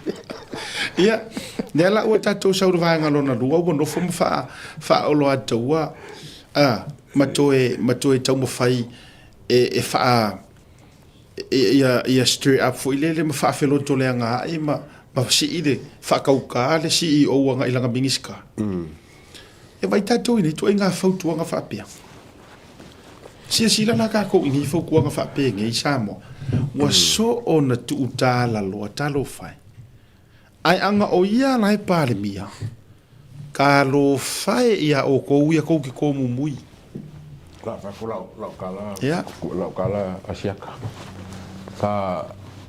sa fai mo so mo sile e pro ki sa mo ma sangingo ngo walo fai la le ka ua ia ka ngaro ngai lua ai ke lo ka mi ma ko fongo sa mo si o ia ko fa mo ol mo ka ngo ku le anga ku le pa le la ngo la ua ai ba le a pa lo vale a ka le a fa mai e se mai so mo ma le mari lo pra me fai a la mo nge ma sau so pro vale ku le pa ya ma ua ngar ma yo me la ia le fa ko kala la kala mo ki ngoa o ke aka e ma me nga nga ba e si o ke mi ngo wa lu e ma ko kala ngo ne fingo la ko ku le e mo ko le e mo se fa lo ku le pa si o e la lau pe a fingo la fa ga para wa vale ia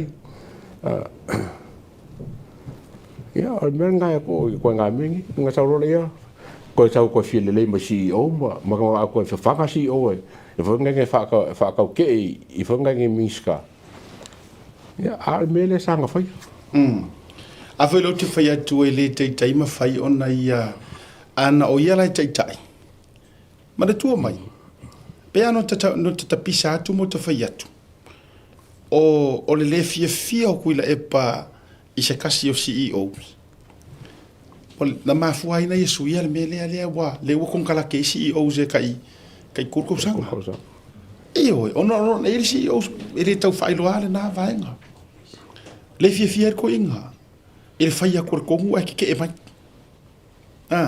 sui lo pasia male la to wa tu la fono le na fai male tu la fono nei pasia fa kon kara ke ro CEO ko foi la ko inga media nga uma kiri oi ya e tele tu mau o ia nga suia sko inga fo li mongi la ko a fa no te fatu o ia nga suia le mele o le mena o tele mala mai si CEO si le o ai anga fa apea ele suia kuila e parmeranga ku maua ko nga ruenga ko ki kauri se ironga wa e sodia kula ia vaenga i tula ngole o vaenga fo i fa nga ruenga ya tatu maroga se kau va ia ko anga ka ko breaking news update mai sa moi wa tauna le fa solo le afo lima wa tauna mai antolo longo ni si ambise fo ia le mention or mato case ia to fa o ile tatu proclame tatu maroga.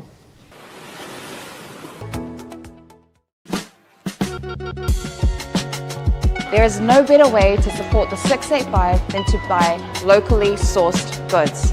Here at Tasi Market, owned and operated by Samoans for the Pacific. Affordable funeral services.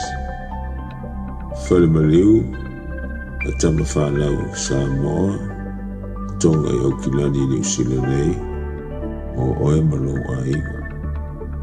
Affordable funerals o le tani mo te mitinga o le baliu baleoti. Miri mo iloa, o lua tasi, valu o noiva, valu tasi o, mātou te o atu i lau maota e tala noa. A wase tau whaamama a venga mo to e saunga o le pele a te oe. Whakso te iloa matangi a mosa i le mōpai o lua tasi, valu o noiva, valu tasi o. Po le Facebook, Affordable Funeral Services. O le lau mua, pusa maliu teu wina, i mamanu Pasifika, whapea so se ata o designs. E ata ngi ai lo la tau soifua mātang o fie, ma le la le lei, au le lei. Afisota iloa, matangi a mosa i le olu a tasi, valu o noiva, valu tasi o. Affordable Funeral Services tautua mo oe, ma inga uma i New Zealand nei.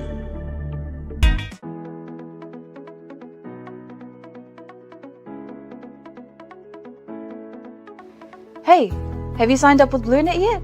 No? Well, let's fix that. Head over to www.bluenet.co.nz and hit Join Us today. All you need to do is fill in your name, date of birth, phone number, and a few other details. This helps us get you set up faster. We'll also need a photo of your ONT serial number and your modem. Not sure what an ONT is? Don't worry, this is what it looks like, and every house with internet has one. And make sure you have a valid ID and a utility bill or government letter to confirm your address. When you join BlueNet, you're not just getting fast, stable internet. You're also supporting shows like Tautaiae, Breaking Waves, and Sports Salanoa. Your BlueNet subscription helps us bring you more content. If you sign up this month, you get $10 off your first 3 months. If you have any questions, call 0800 258 638. Join BlueNet today. Taimano wati lea ua te ala ititi lava le afa o le lima i le taimia matou i New Zealand Day. Ia o le matou te taimi whaatasi ma sio tātou atunu ui Samoa. Ia o le ua mai a na bava ia tu le result o le nei aso le mention sa whatau taia le matou mata upu. Ua mai a lau case, ele iuma. Le iuma la. Le update le wa ia e siri lo tango e update o ele le arma na fo ele le tango fa sa mo le walanga o life up Britania mai ia tale le fo ima ia manino ai fo ia le tatu ko tunu le update le wa mai no le talamoa ia le o le case le nga ave asiata ia do ngari ile kau fa langa lo kamari ang o le ko ko le solo se formal valo November o November inga ia fa mai ia lipoki fo ia leo ai ua kuula kuunga strict conditions po kuunga fa pikoa ile unga ile mora po kalama nga le saka ka fi fot po kalama alen kar sanga o po kalama fa pe fo le o le mo current affairs ia po me kupule vai aso mo le vai aso ale na saka usiringe fa msingo fo le po a ko nga po kalama pongi pokalama me kauso fo malolo inga pongi ang pokalama ya sakali la loya le ayo so se pokalama lava ale la nga ile ku ku le ku nge mai le fo la nga ba si ngali la nga ke ba ko le ngi di siro ngali le e sa o ngala fa se kala ko ya fia ya siata ia mal fa nga fo la wa ke o condition le por kala le au ange lo pa so ali mo ge fa se kala le anga ya siaka ilunga la pokalamba o me umalava la nga le ku ia ele el famasingo ia mamane traila ele la pokalamba le nga karsanga wa o me o so le limore o fa ke ko le fo e manga e ka ul famasingo fi fa la pokalamba ya sa ka fi mo el famasingo le ai sanga nga akulanga le lunga o e o sa kwa lunga lo ia le ale msio ya le lanko e karsanga ele msio mo fa kulanga pokalamba le inga e fa wa i lalo la orkukuunga mau kuku ele ko ye se kala e nga ila ya asiaka o kan ya asiaka le e fa ka kadiel fa singa le la ko fa ka mo la so se forma baro November ya sa fa le na tonu la fa na fa yatu le o mai ale le urua i to lo longa ia ala oto e tu le so sumber valu ina ia fa tapena uma ni si vaenga tapena nga leo ia awale matu case ia mali vaenga le foi la oto e fa ma fa ia le fionga ile a famsino sunga ia pali i Rosela ina ia tapu ona toe tala noina ma fa ma ite ni tala noanga e fate tauanga ia te uma matou mata upu ia ina ia fa mani no le wava tulu ma fa la weteli pe foi la ia te ufu ia malanga o we o ngale tang o le nganga foi le na ile to e afia le vai ngala o la o ile ai lima ma o ma fan o fa msinonga tulanga le mata upu le te lo foi la o le a to e mo se si matou so ta inga ma leo ia maybe tomorrow walanga le ua pongisarnge yaso matulanga fo umaya ya walanga le la tau va yatu mora so ari le pa uile so aso sefulu valu aso lua ia Tuesday for next week vai aso lono winga ia ole atu mo fose matou so tainga matulanga uma ia ia ile tulanga ole toe tolo ia tu ile vai aso lono winga le so lua next week o lala fa te tala pea ma o kei pea leo le tulanga walanga le sa fisiringia sa fisiringia le famasino mai le report ile o le sa fisiringia leo po o le aso la tofina ngalo le tulanga le e le la tangia mai ia o la na to ave ia leo ia le tulanga ile fa wa wino le proclame now ia o kele ele ai tele sa utala fa ya tu le vaanga le pe no fa ya tu ona o tele loa po o le mea sa te tauna ta pa so manatu de melea le atu le anga e te tau o tele ele o leo le no I'm just saying I o se it's worth o uma so tai fo ia me so la lo ye nei ona le wo fa tau atu o le ia ile fasili na fasili ile famasino ile leo po pe lau ke okay ile mele ile to te talaina o le fa wa wo pokalami ale la le te vai tu le ale to le sa le tali o langa okay ile leo o la yo se fisilia fa tu pu manatu fo ile ma fa ma le loto ai ole langa o le fa so le mele lunga ile o tango fia le ano liu ma tu fa mo ar fisilia o ke o le te fisilia po o leo e ia ile talinga o le melia po le meka ka fisiringia ha wala ngai le o fai ile o le fai mai nga ia ai faila le o tali ile o so o se vai nga it's worth mo ke fa so ai pe yeah I think ole mention leng fai ngai sa kaunga e se lipokia ko le o ngole sa fai wa fai wala breaking conditions mo le na sa kaunga fa se lipokia ngai e ka o ko ai wo break conditions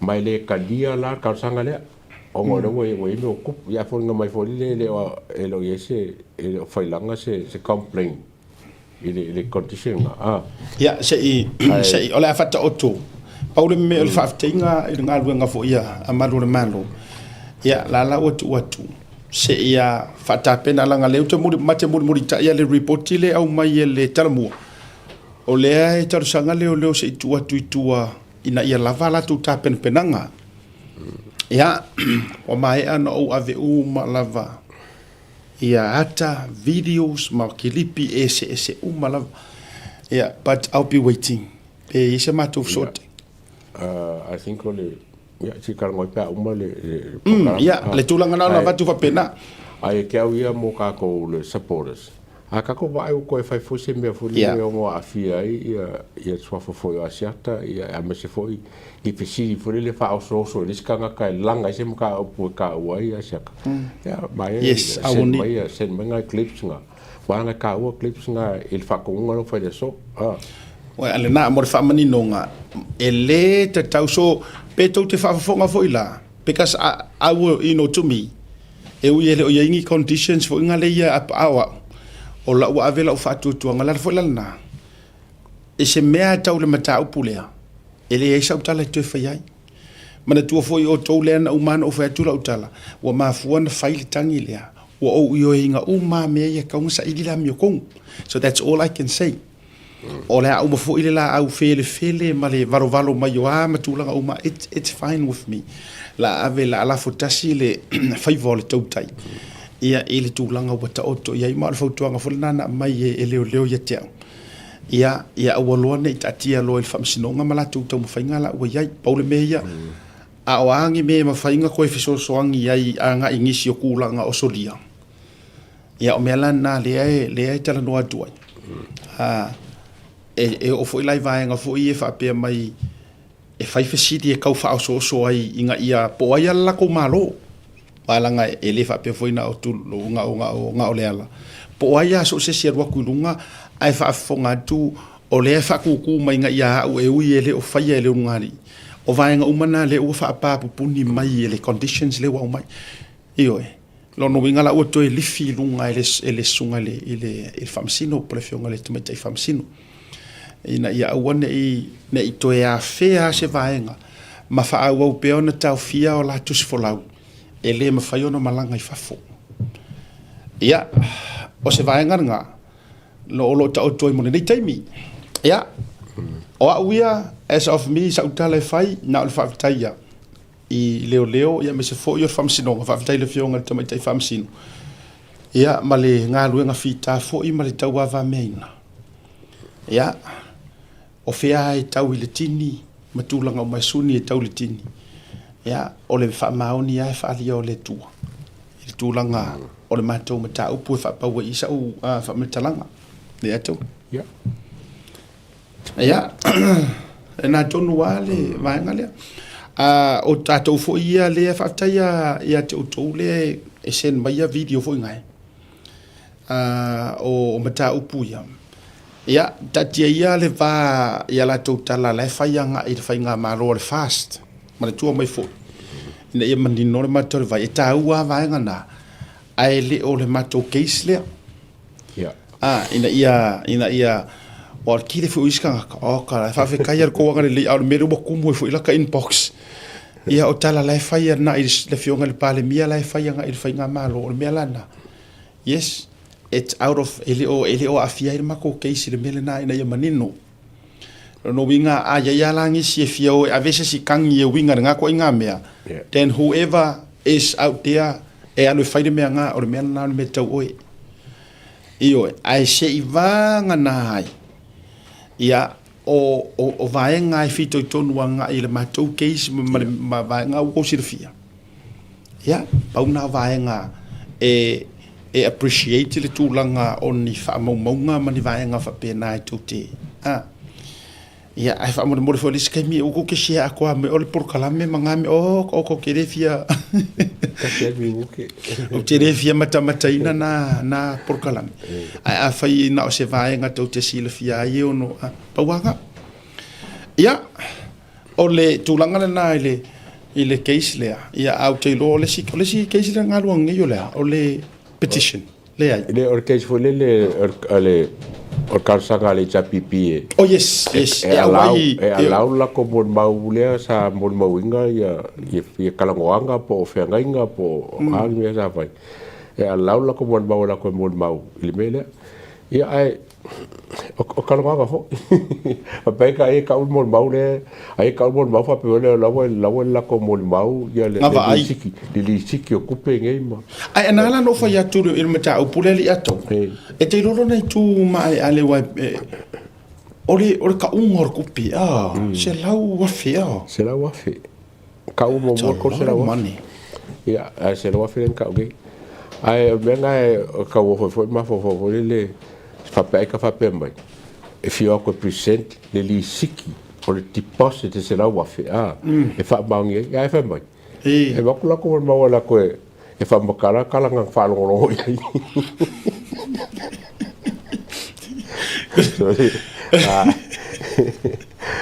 wa o ya ka fa mare o ko inga le ka kai la ko fa pule o ko inga melalia o ko me fu inga le tau aka ka fingira fa winga o se kai pe al mele lenga fa pe lenga maua lenga ka ngoi ka pu e ia kala mori o fo ia lenga fai e sui ia e sui kai wa ka nga maroro ku lepa ai aru lor ka nga kalia ka le la tu se la atu isi ku so le la ka e apalai ia ko inga mari chapipi se ia va kulla ko spy por fai kala fatu ko so fai kala le la va ko bon ba e kai pe ia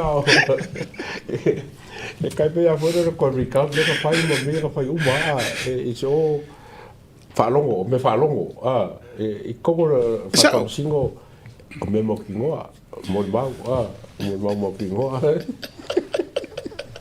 le na te fai awa se yo ia la fa pe mai ia ma sira me o aka ngapu la hand over kupi ia mangi ngai video fo ngai fa pe ia maria la se la wa fe le ai fa ko angangi me fa pe nga ma se ako pa o le nga ba ko ia la posisi yaki ho ngale ko sisi yaki ma hand over do anything like that. Fa pela o karkarangonga. Ake lo fa ko singa ko inga le fai ka sanga le kengi. Langa pu marka. Ya ba ya. Lo fa ya la ko ainga ya. Au maraka ngo fa ya ba ko le lusera ka la le fa ka usko fa wingu. Ala pu mo mo ya de video de.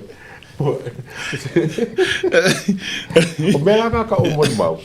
Ya ai le fa sala ko inga la ka mela ka fa. A menga ka o mo mau evidence. Ya talo fai. Ya tatou watu pe oi e ki rora u kala fai. Talo fai ngai fa masingo ngi mau cases ese ao. Akiro. Tiro po kala pre ko kali ye. E mo kingo ka fefe ngi kala ngoanga fa masingo yo ko ngola ko poku fai. Ai o aku kali ye mai un sera ko pancake. Ma ero fa e o tu fa pe ru le ai tu no wa nga kara ngoanga wa. Ya le wa o vui Clarence Nelson. Awesome keeper.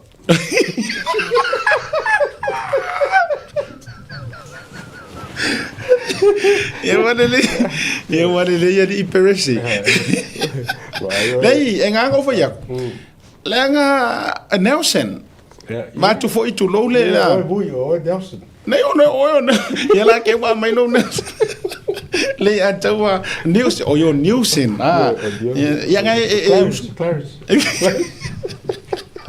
Ano mi ya kakarngo. Sali ali se mati wala ke sa ngeli il benefio ri chapi pi mo ma. Sorry. Mo fai ko fi fa mi singo fa mi le ko solo mo. O mai fa mi le ke. Fa na fa mar ko inga e ke re evidence. Ke re fa fa penga. Ngare un meu lo ngia ya ko me. E ala evidence e maro lo si. Ai, sorry. Se o meu nga meu pe kuskusi foi nga. O kinga ka ringa viso mo ko ngo kera ko fa le me ya ke ri.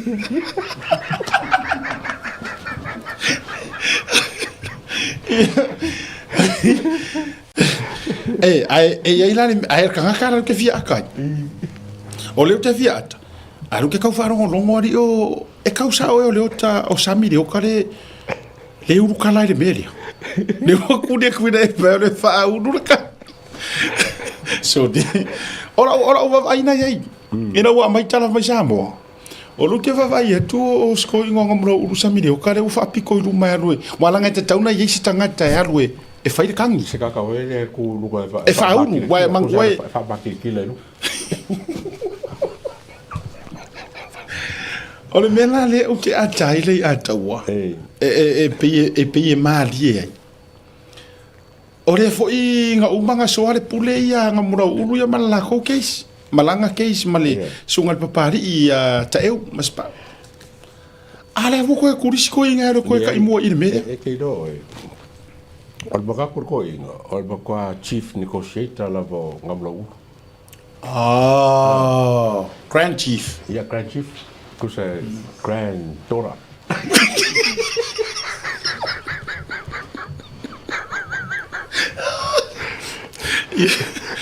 Kusa ele vai com favor ko inga mele se sia kanga ke ifai mo.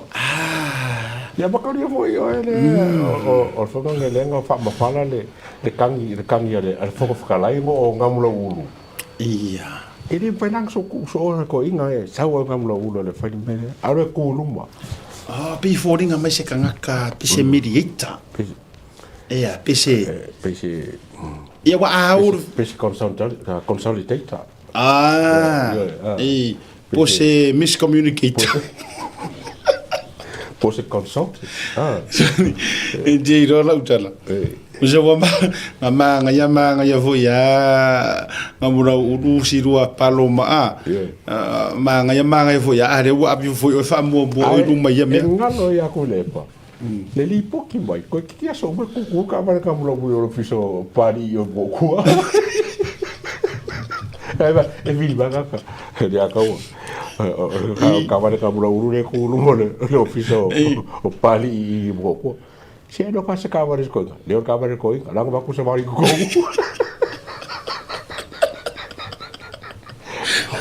O ba. Ya ora com coi, ga pose, venga, fa mai. Mo ka ko ki fa mo la ka gi ko inga. Ia, e te whai atu. Pato i foi, wo ka ke iro ka whanonga kunga sore leo le, o tangata le pe e tū lai i le whaulunga o keisi lea. E kuri sore kuri ai foi si ka whai pure sa vai, Johnny. Se e ka ko ia whai pure me sa vai. Ne ai. Se ware... Mo pa ko ia le makanga. O afa masanga riko ma mangamura uleoka. O whangau le aku le epa. Ingo ua whaake ala uri, ma kamalo se ia. Se ia, ro wha. Oi che ia. Nga whaake ala ro ko rua re. Ia, o ko rua nga top mai kongo le ainga whaia mei. O kama whaila lau ria. A kam whaila uri ia. Ia de ki o foi la ngau ngai kama whai e kau whekuri. Inga ia, su e se ai, su e se kai hau.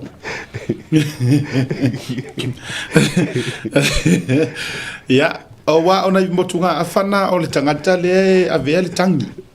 Le whauru ia i kusa e wha marutele le itapipi. Ia ala ngai le mawhai nga su whaavai nga whaupu whai e kau e ia le tangata o le e alu e taimua. Ia, o le fionga portofa ia na mulo uru samilo tali tate wa vai che. La tawa tu il ta kalafira. Le. Se i kosi sila matele yo ese matele yo atu lai desi ai ore vai ngale ia le pa. Ia se sila mai tato i tu malo le pa. O le stats le mo tato mai le tato proketi miliona. Mai le tau sanga na te nei. This is tato stats. Le fuafua me le luafe luasu mrefa. O afio anga i lalo li tu malo le pa o fiai au fanga le pa sa le panga si upapa ma vai ngalu. O le au fainga o males po o ri tama po o ri i le tu malo e fitu se lau iwa sumare lua. O le au fainga o tamaitai po tina e ono se lau ono sumare valu. O le au fainga o tama matina ma tutua. Afiem kurepa. E au fia i malto ina e varu sumare lima. O le au fainga o tangata po i la tau olo i aimana o ngā tu mau whabitoa. Se lau male lima. Mawarunga rungu mela. Se lau male lima. Mawaile o le tu o whailea lea vai atua e afe wha se lau onu sifuru. Afe wha se lau onu sifuru. Tato atu le numera o le youth po o talavou mai le sumar valu tausanga ngai tau sumar lima tausanga. Toru se lau lua sumar valu. Sorry, lua sumar ono. Sorry, correction. Whasaonga. Toru se lau lua sumar ono. O le au whainga o tamaiti mai le lua tausanga anga i le wha tausanga le o ia o ngā amata. Lima sumaritasi. O le au whainga o whanau fo i mai le i toa whanau mai soi fua mai anga i le surfitu tausanga. Ono se lau fitu sumari valu. Ia ma le au whainga o i la tau o lo tausaidi ni ngā ruenga se lau ma le wha i le tu malo. Tātou wha au o le tūlanga i ainga man tu o le tatou whainumbrana la tu mua te to tasi a o le tūlanga i ainga to tonu le tu malo e afe toru se lau toru sumare valu afe koru se lau koru sumare valu ngoinga o le fua foi le whata pena i ele rumilionga o le whainga o ekalesia i to tonu o le tu malo e fitu o le whainga o a onga i to tonu o le tu malo e tasi. I la tau o lo o tau mafa i le suavai mama ma o iei le tūlanga o le suavai le lei se lau ongongo. O le eretise tūlanga ele yo o yo okay. O i la tau ele yo o iei le vai. Nanga rau ke ka uofo kulanga i kau whinga ko le vai. Yes, and as well as the clean water. E kau whinga whapenga langa ele sa au pe a whape o kanga ka uo o iei le vai. Tangata not yet. Ele i o iei le vai. E se lau ongongo. A o tangata ele imu ele tise. E tolu. O le lai mawalunga le suavai. Kanga ka ele i o iei le suavai. Pe a fuafua i whai numera. A o lai mawalalo ala le kise. Ia tatu fasolo. Ala le si tatu vaengana iai. Population engage in agricultural activity. O tangata o lo o whaifatoanga. Matulanga fu i lele o whainga atia enga o ainga i whatoanga ma maenga whapena. Ongo suma lua. Population engaged in domestic duties. Valu, tolu se lau valu sumar tolu. Ma wala lori le ku melo kaka yo e whiwha ko angari. Ma le au, okay. O na tātou o mai lea i lea whainga atoa. Tau sila mai tātou ili proketi miliona. Ia le la 2 miliona. Mana tua mai whatua a mata sao tātou ta 2 miliona i le tau sanga fau mare whaauau. Mana tua lang o le tau te iaia i le taimi o le wha mai aina. O le paia inga kuai.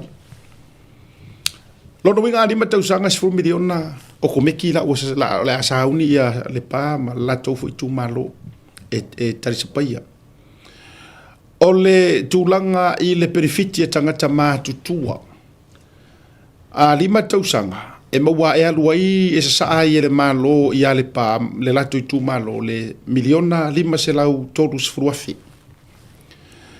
A tatou o i le disability benefit mo le i latou e iaimana o ngā tū mau. O le a sa saa le fia, tasi le miliona, varu se lau i vasifruafi. Mo i la tau tonu o le fioanga. A tatou o i le tūlanga loa e tāo whai umai manuia fo i e mare tamau ainga e maua e le pā malatu umali tū malolea i le 5 kausanga o le paia inga. E whaatusa i le 10 tolu silia i le 10 tolu miliona.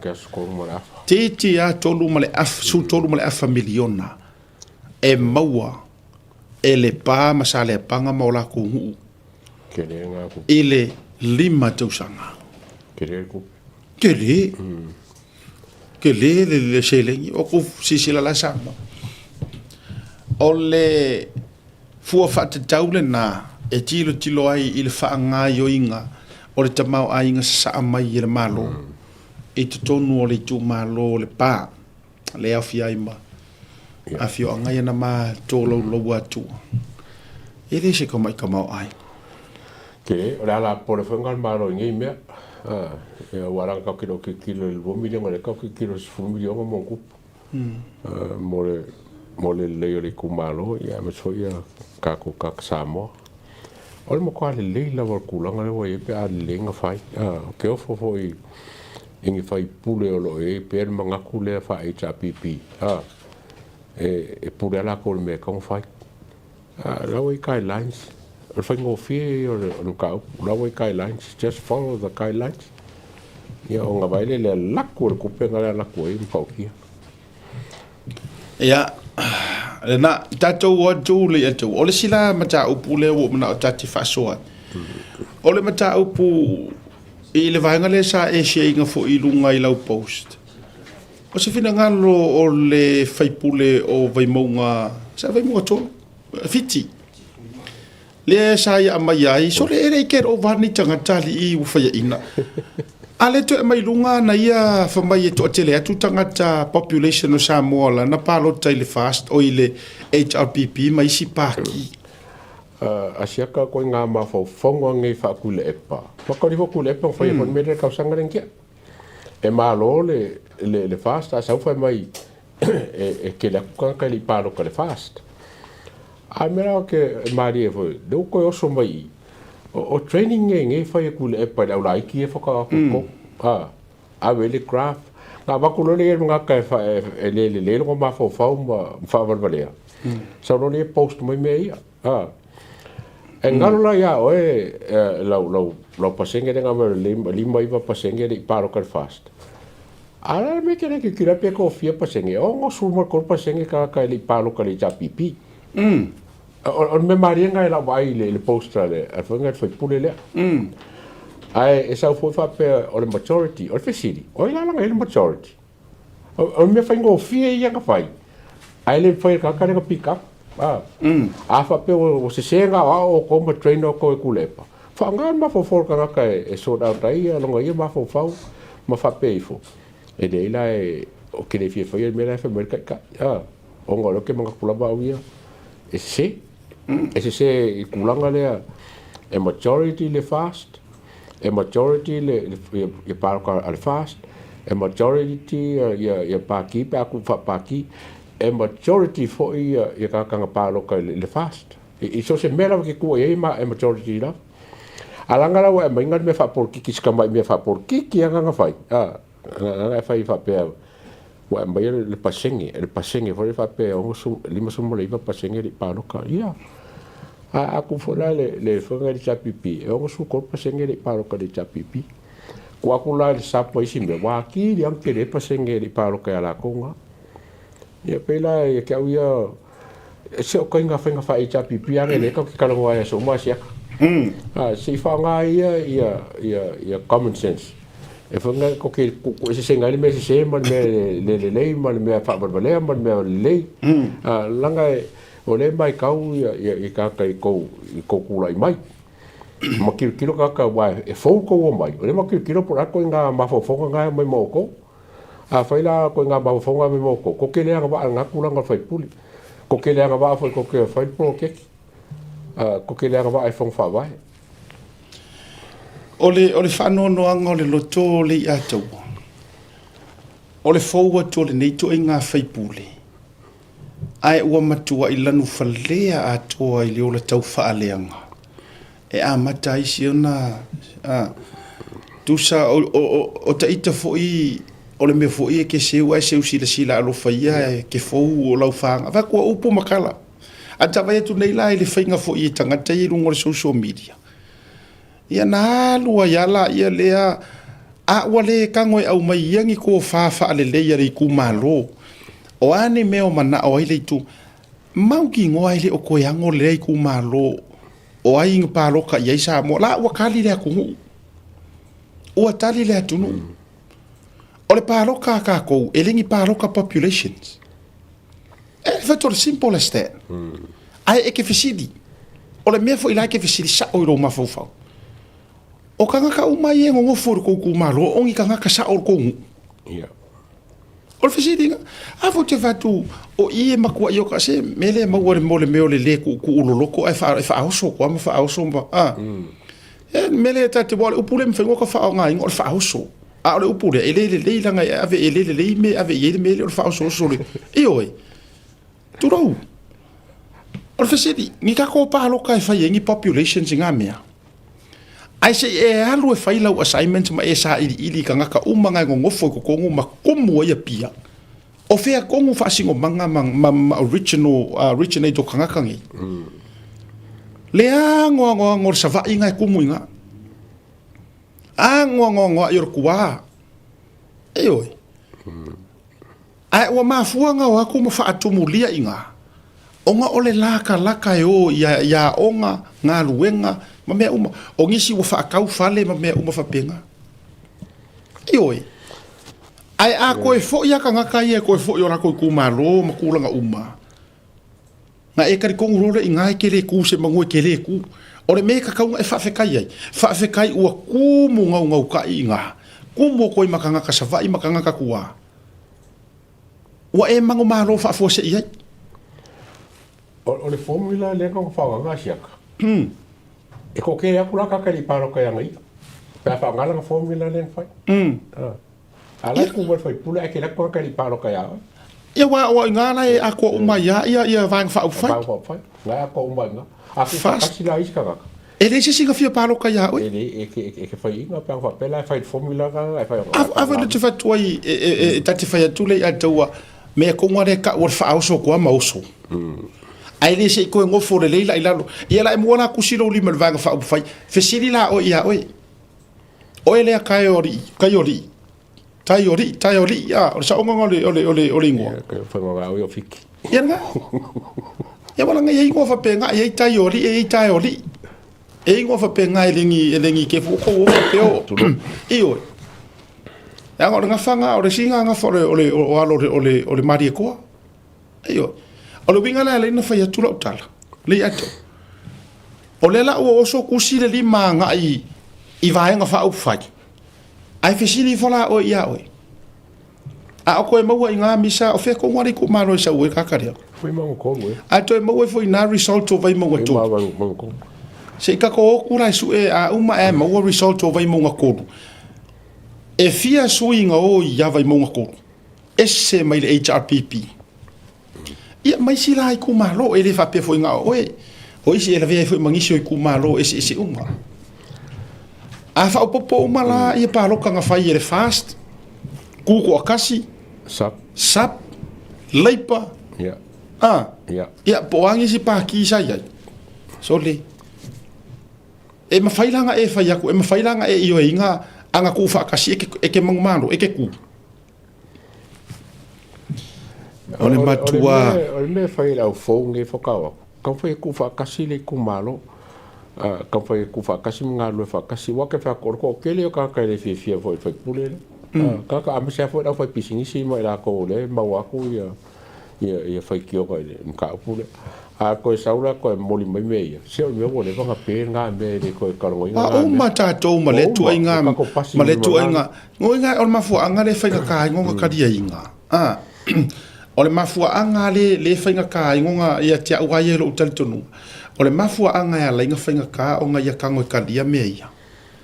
Langa ai inga ngau sia li e fia mingis ka. Pe a kure i cha pipi. Wau te loa ai ei se sina matua whaase se ina ma whai ai. Kure i cha pipi, kuro o ere si mingis ka mau ki ngoa.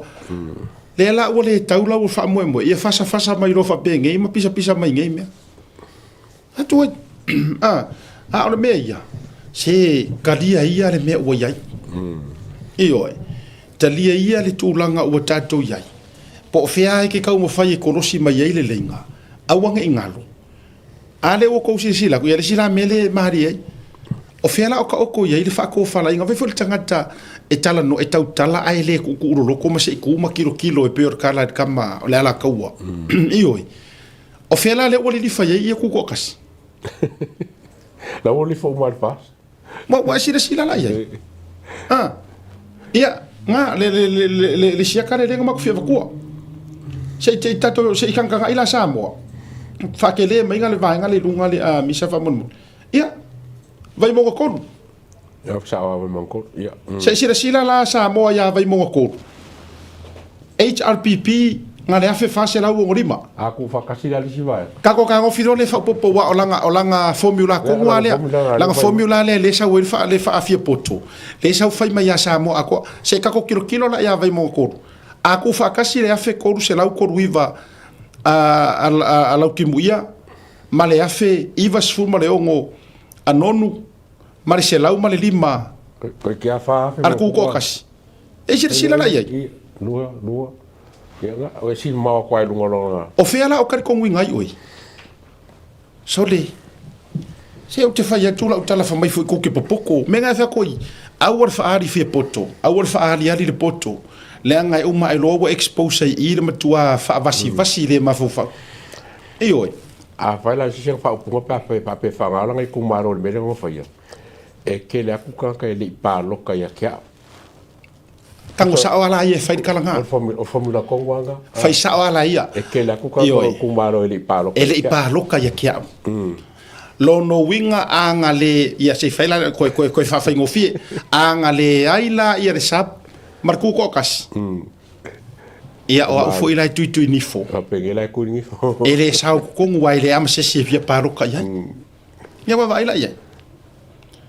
Se o le mele le tati fai atu. So tu uia. Ku ia awar ko e kango ile me male mo le lima. Awar to e tano fo i me uma ona palo taina ile atu no uma fa yela ko fa nga fifiding.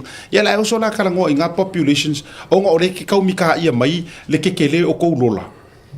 E ma fu nga kekele ai lu su ele le fa vai. Oka ho afo ia kia u le aka u ai ro anko nga ngofo me nga malanga fa nga. Nga palo ka uma ya oi. Ai o sa va yo sa pa ikiar fa singomang. Ya ma vai la ye.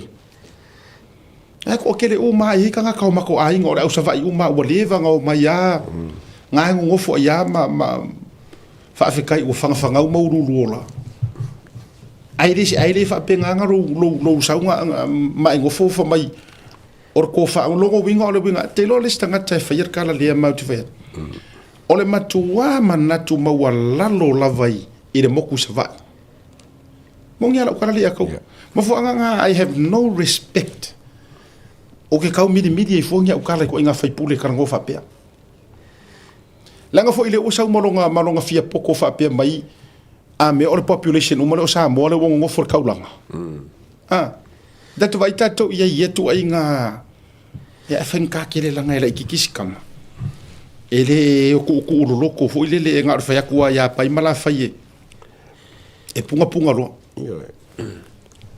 ia mai maurong kai mi walanga ko nga kausanga nge e kaunga mai mangi aikia mangi awala fou mangi mea fou ia ai ri faru fenga paro ko ia le sa kaulanga langa mai me de fe kau pengi o aila se fai nga malo e fi ave o e fa kai kai ise fong fa vai na o lo te o do pomongi anga e makua o ke o fo ia o le makanga ruenga o le milionga ai fa kai kai fongore ko inga kanka pe aro rua uma enga langa apalai e uma enga ngaki tumi e matua le fetau ile ko ke va ai ama sira e saua ke e fa o lo akau e fa ali fa fie poko io mai mau kai mi o ia foi mo wa ke le la o fionga mingi ska ke ronga ingar ko fa lofi io ko uma le election ai o solo anga me I complain do le fong fa wa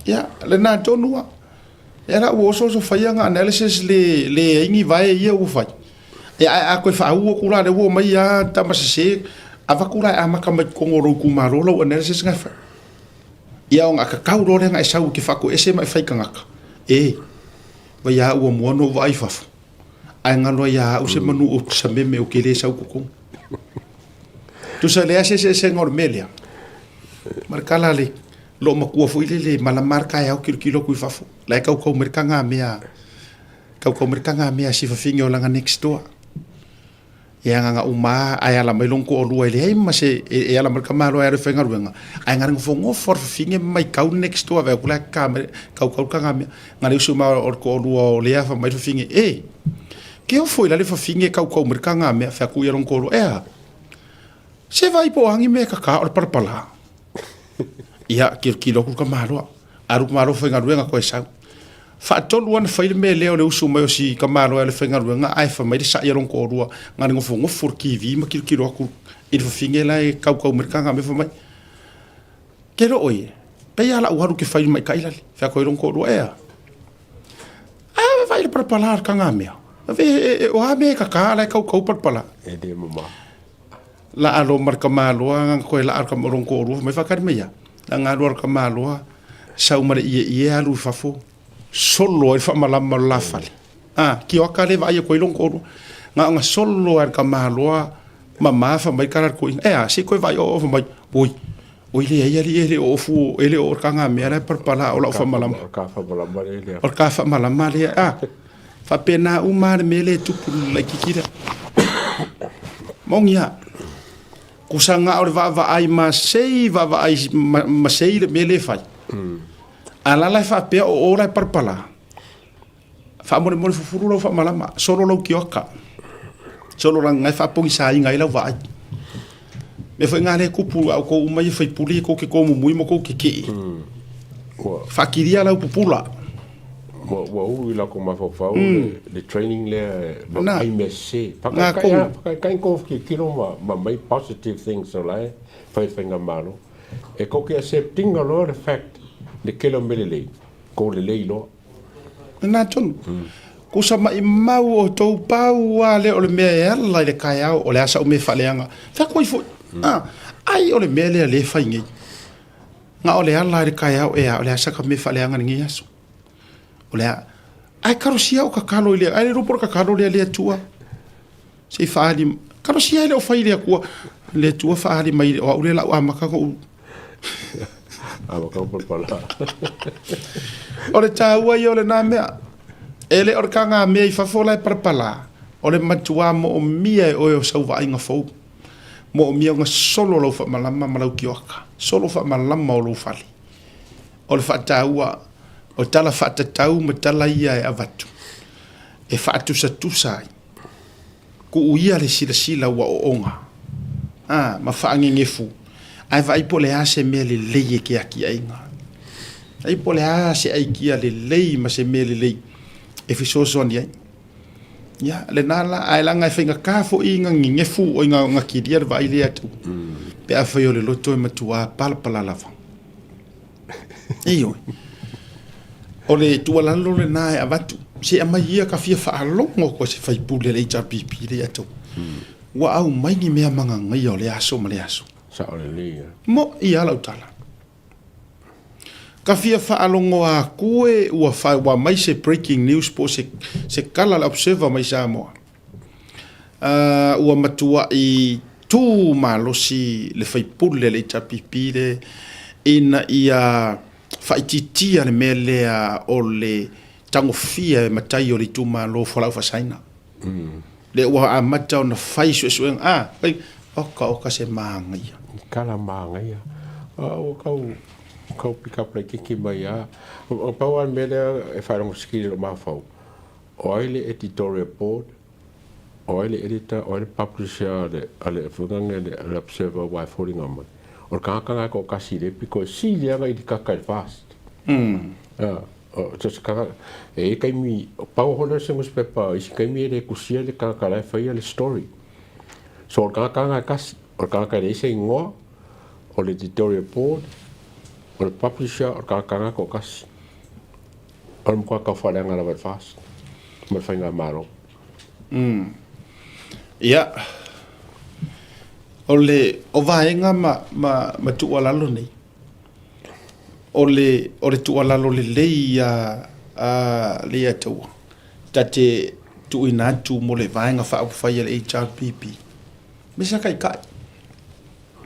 o le tu ala e ke kari kongu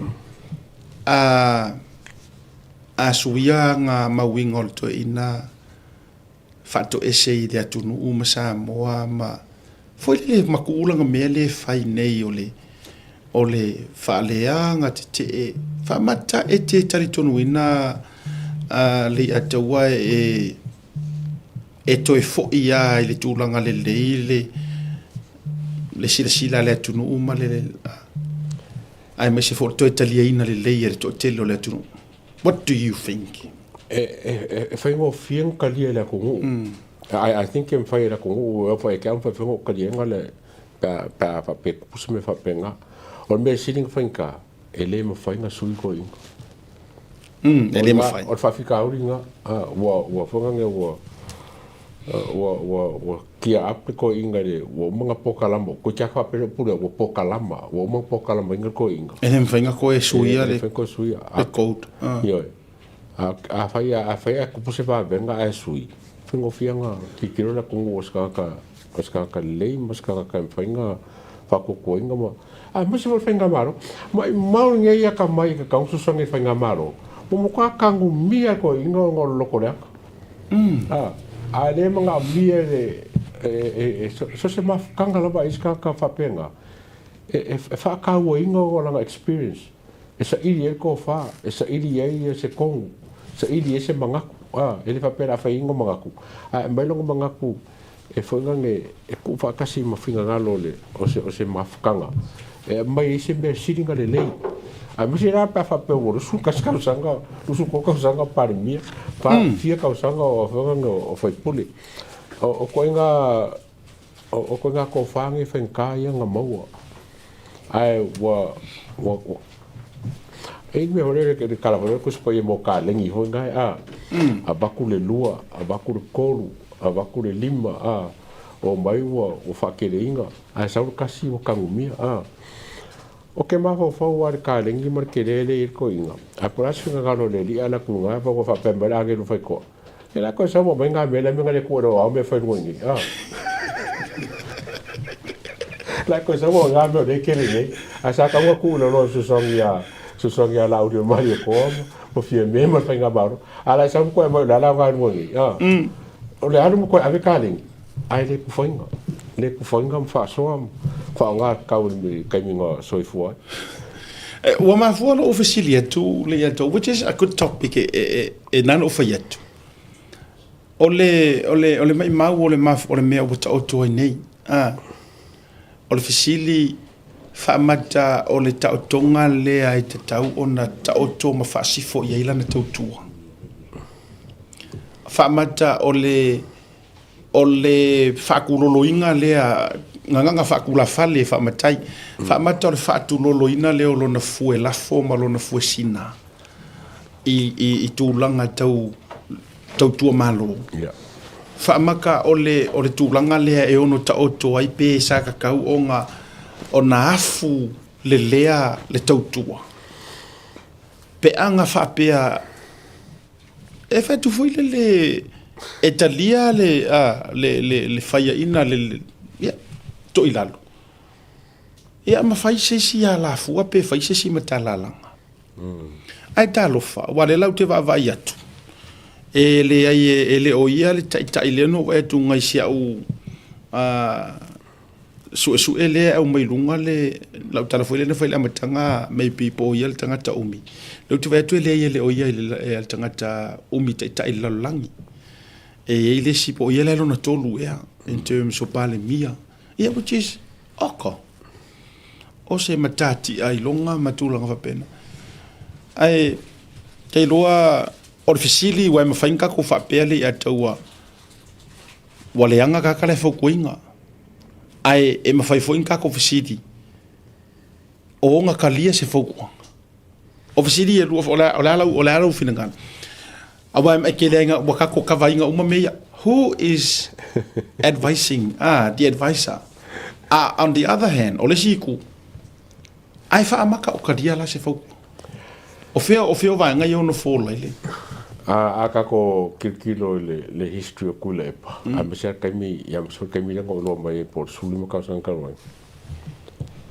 o ka e manga puien e si lo ko lo so se sia ka no winga e de ngo fo ko inga ia e de ska ka ngo fo ko inga mo ngai lo a me o ia po dala mo fo ko ngai fai ku le va ngai ka li ku le e va ku le va fa le ngai ku le pa lo fo ku o la fo se poco que era como o le va fa le ngai ku le por un poco e fa con mo o me fai ia que auia nga foi kai mi ka ke de popore ka nga me wa de ka ke de ko se fa nga malo ko se pa me lo ka aka fa longo ya fa ngo ia o ke longa le ska ka ngo fo ko inga fa nga ia fo ko inga le ko nga kai fo lo no winga la pe ato e tu se si fa matalanga o tangata ye lau te whengara ngale ai pe ina on tangata e whasoa ye to ina i ona manatu mana plans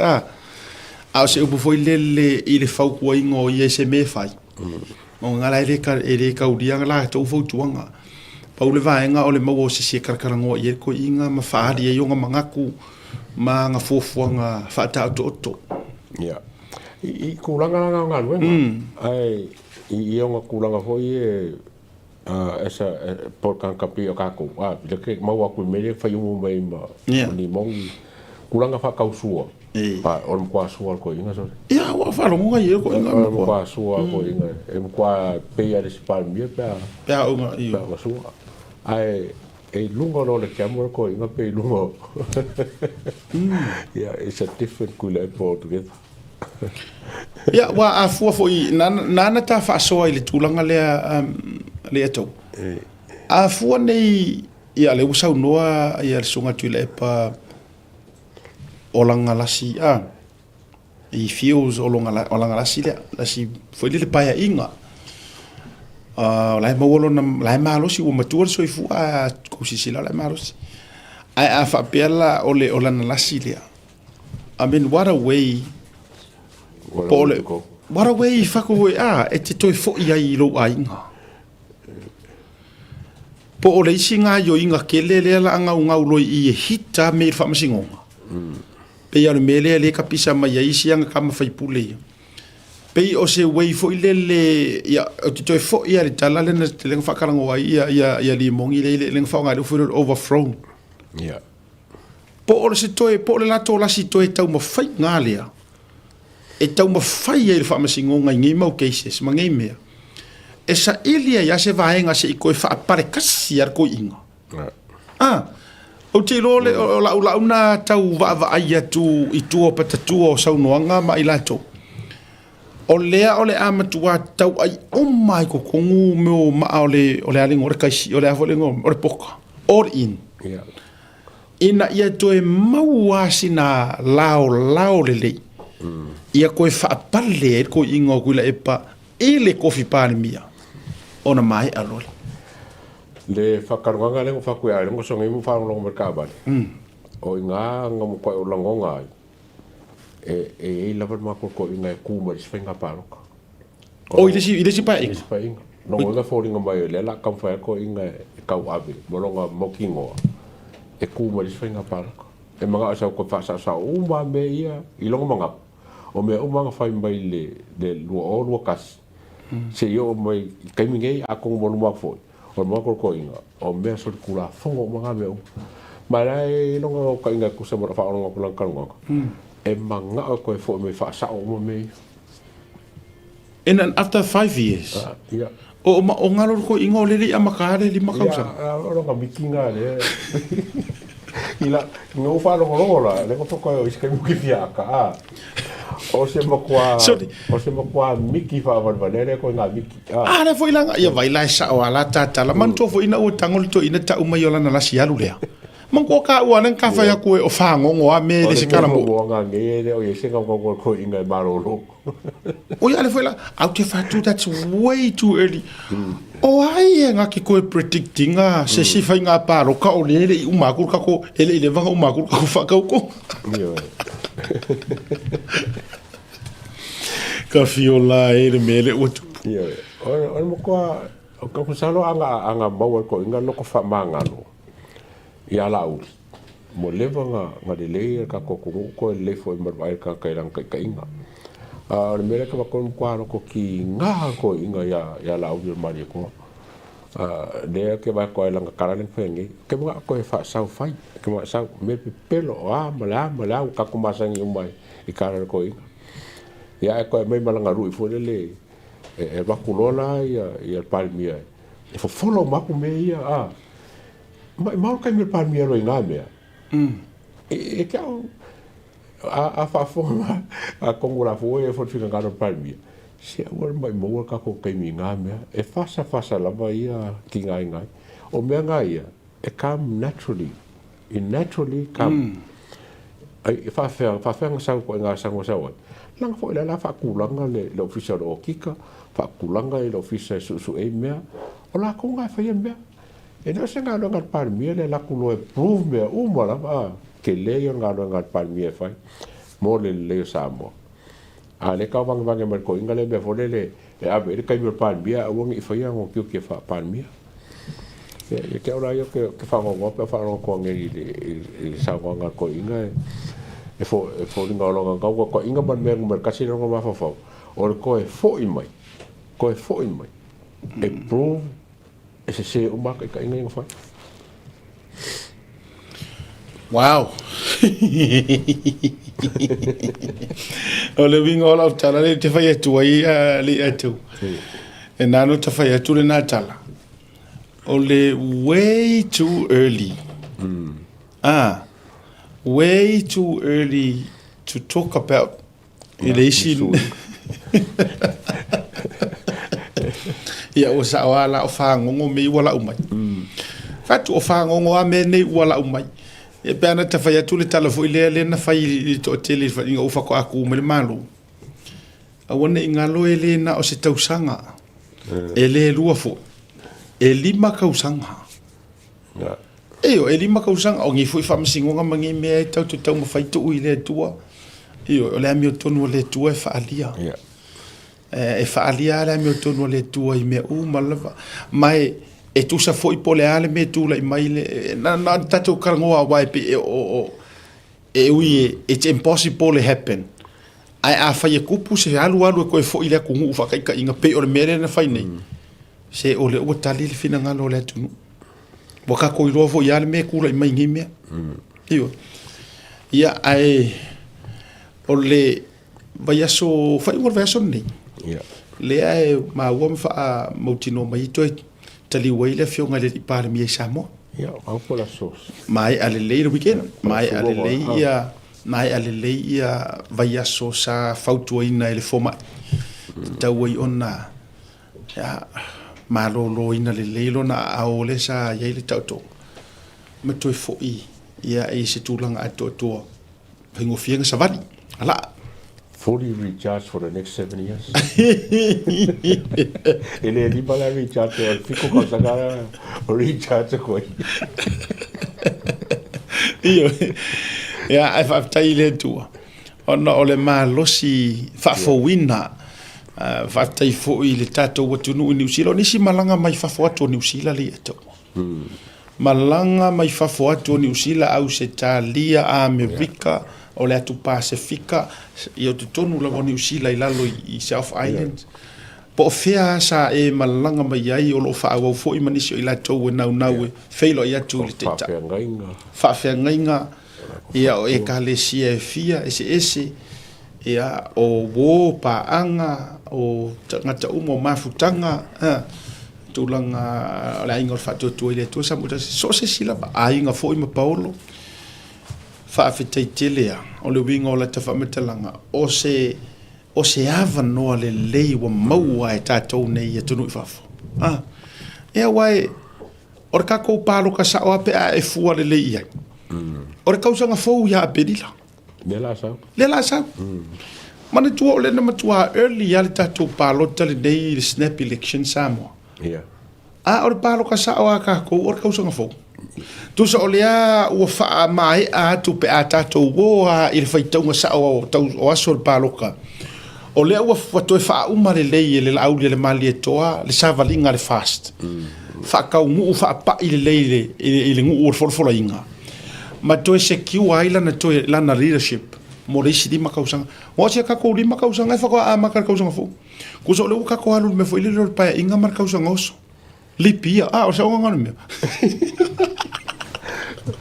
o mari e foi o pai inga le ko le lima ka sangue aka ko kusawa e mo ko foi par mi el pai ne aka ko kusawa ko le lima ka sanga wa ka par dia e kulepa su ya fiame ya le su ya ko wa ka mi e sa le ya tolu pale mia wa manatua e fai le palo kala e pale mia ya tula epa lo afiru kasi mo ko foko afrika ko palo ka ya apelila ia mantua mai la yang wari Februari maki a pelila la pa le mai ia il fai tonga mai ia o mar paroka ele fiar wes fia foi mais ngo fio ka wa wa mana tu me foi sa mo nga o mar paroka ala ngo forko inga e fa wa war me ele se la le matala e toru pa le mia ele mai foi le kusimengi article nis Ele kau inga ko ma fo la ka vai foi la ia letter to the editor mai sima ko vai foi la free prime minister in one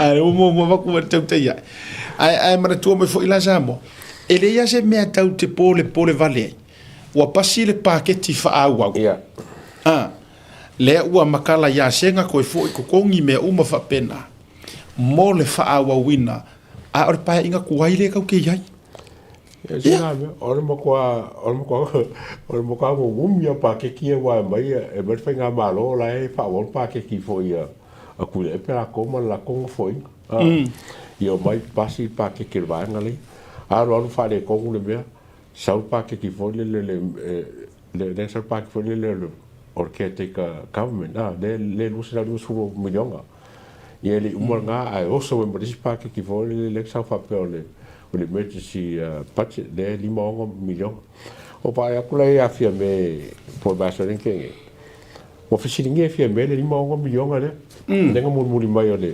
emergency budget le fai o fisilinge o maga fia lo pe fa fenga fa nga le 5 milion ale ya ai maga ya fo kali do wa kula mega ke o foi ngi kai ya o le la o sa ngai ya minska o kupe kali ele lo que quiero a 5 milion ala wa ave o kika le luce la 5 milion ma le 5 milion pe fa nga fa nga ya or kalila nga kali wa o que le ga fie me para manga le ngo so mai kuiri le 5 milion ai le kuiri nga akole aku fakasi nga ku profia ko será o mo le 1 milion ai sa me wa le sa ta ke 5 milion ai le siringia akole le kaimile wa mai no mai le fast por sfuro o setembro le mai le fast e o mai na fa nga la lu se la milio a lu se la lu su milio ai mai fa mai le fast e o mai o ko a ku pe ko ia na fa nga nga mano nenga ni ko fa lima o milio nga o que va con ele meu que o se cai solo fai o quero pa que kinga ko pilio kale ai ko ko palmie ko pilio a ko e ma ko ma singo fiu ku ri palmia ya ko sa ri palmia ko fiu fa ko ngo ko sa ri palmia sui la pa ki ala palmia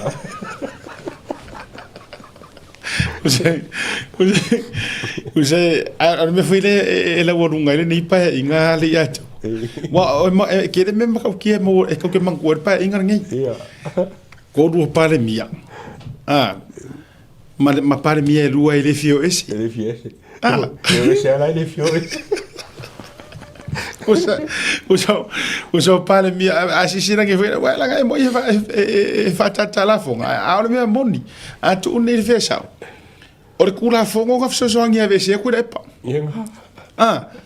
o tula fono na matua kua iku wa lua kula fongo ka ko ba a ve se e o fa le nga ina sia nga nga yanga va nga yanga ka foi ale fo boto o foi ile fa umangor pa inga ya o le pare mengele nga fiso so ngia ve se ya fia me pa ke fa ko ngaro le pa sia la nga so kon me mo ga be se ka ka ile fia bes a me lo lo pa ke ai ma fa yongele le fangar ya ore bingala na fa tu mata makua ele ngalo fo amu ia foi ka ko mo tato feola tu lo ma soi fua o to e moli mawina nei tu nga me fa pini tolu pale mia ile paia inga lua pale mia fiu ave ese sauror kula fongo ave ese le singa mo ai o mai le pale mengi ave ese le si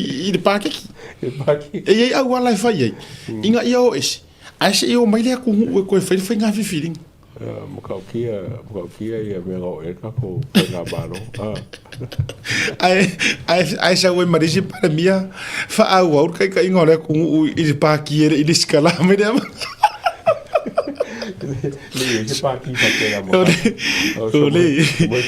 usar mele yenga amaka mainga ave merka ka vale fur la sengi o i ko nga fa ide analysis ala ka ma ngale nga fa mai usala sa ka nga fa nga sa ku lo sa ka nga fa nga ya fi me ya nga ave merka vale amaka nga full license ai sa nga ai o mainga fa umanga re ka ingore ku sorry e foi ore le yo se la sengi ai le skala merka o menga silinga o menga le silio ka baka ka fo bai o le ke ia mo pare mia le kai o pa ki ele am ka ele si pa ki am ka sa pare mia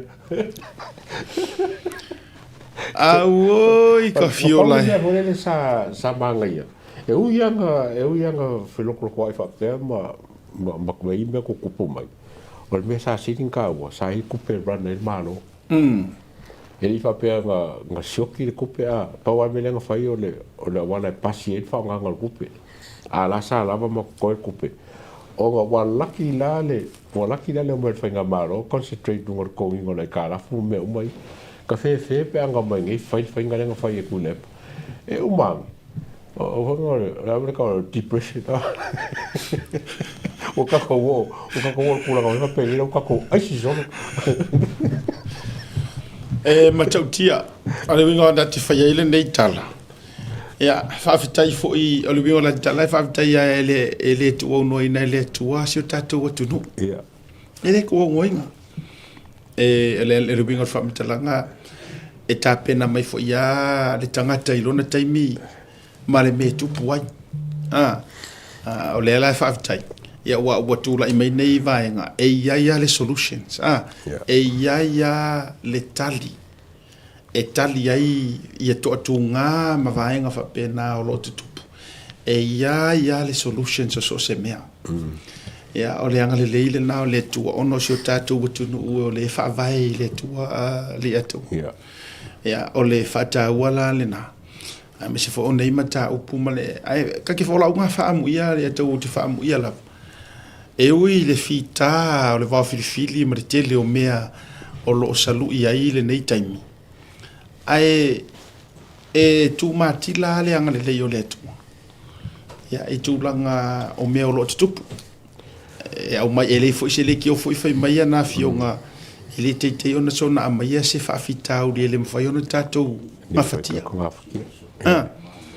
po ama umangi ai o se paia inga maka ukia fo ilinga ili atu oka le saikolosi ese o meu famsingo nga makeise se avea ame se bengi al prokiki ma o kulanga ese fu sa mo ma le fingo sa mo lunga ongo challenges here wo mai kaimilia ai o foi le mai mo ka e kala fe ngai mo i ko nga lu i mo i fanka o menga sikin ka o kikiro foi ngai o la fo foi ki nga mai wa ma ka le foi nga mai le foi nga malo a firme ko wa le fasi le menga ko ole menga e ka foi nga mai fa ka ba le fo minska ia ai ngomai banga kikiro le ka menga fa so ngol kupe yang bo lo la ye le ka ya ka pengeka la le fa ka ba le fo o la fa nga pe ka ba le kwa yang fa nga mai ku le pa ma la ko ba o le la o wa ku ni o le la fa ka ku ka ba le lu su markas almano malanga wo fa ka fo su o fa ka su langa mengi o ka ba le kampangi ma ka ba le maro fa pe nga fo su maro la o le lima ka usanga wo ka su ka ba po wo le mai la ka ba le il va su wa fe kilometers se ka su ka ba okay le ngala ka ba le al malo po le ko ka usanga ele wo yai pe a sin fa penga but what you le sui ko tiu le sui alo ba ke foi le fo wo mai le observa fa le anga mai le suinga le wo fa mo ka ba le e fa lo lo e fa mai ku sa vo le wo le maro ka lo le fa ngo fa mai le ka wo mai i sa va i mai ko ngai ma ya ai wo ma ve o vai pe fo ringa mai la fa la nga maro fa pe ya la wo la o fa ka ba le manga fa ka ba le fo wa ai ki ai le me ka mo fa le ai mo ko fo fa mai la ko yo mo grants o grants o me o vai me fa penga ia o ki ke ngal malo mai ia wala fa fo nga me lai pa ke ki le health lai me o mala vai fa nga fa ai o sungo ka ba o me ka mo fa e saure position male malonga kawi kaunga ia mai ele se me fo nga me ma kaunga su ka ba le ke une vanga wo overdue le vanga nge kilometers ka vale ma ka sa ka vale wo la fe ka win me la fa e ke ola ye le se me la nga me a foi la sa ka vale ya ko mo ko ni skupe fa me o mai e ka fa me ka fa malo fa tai ya se i sai foi si tatu atu nei tatu wa so fa na ma so soifua ya va foi le vanga le fe mani so tatu fa linga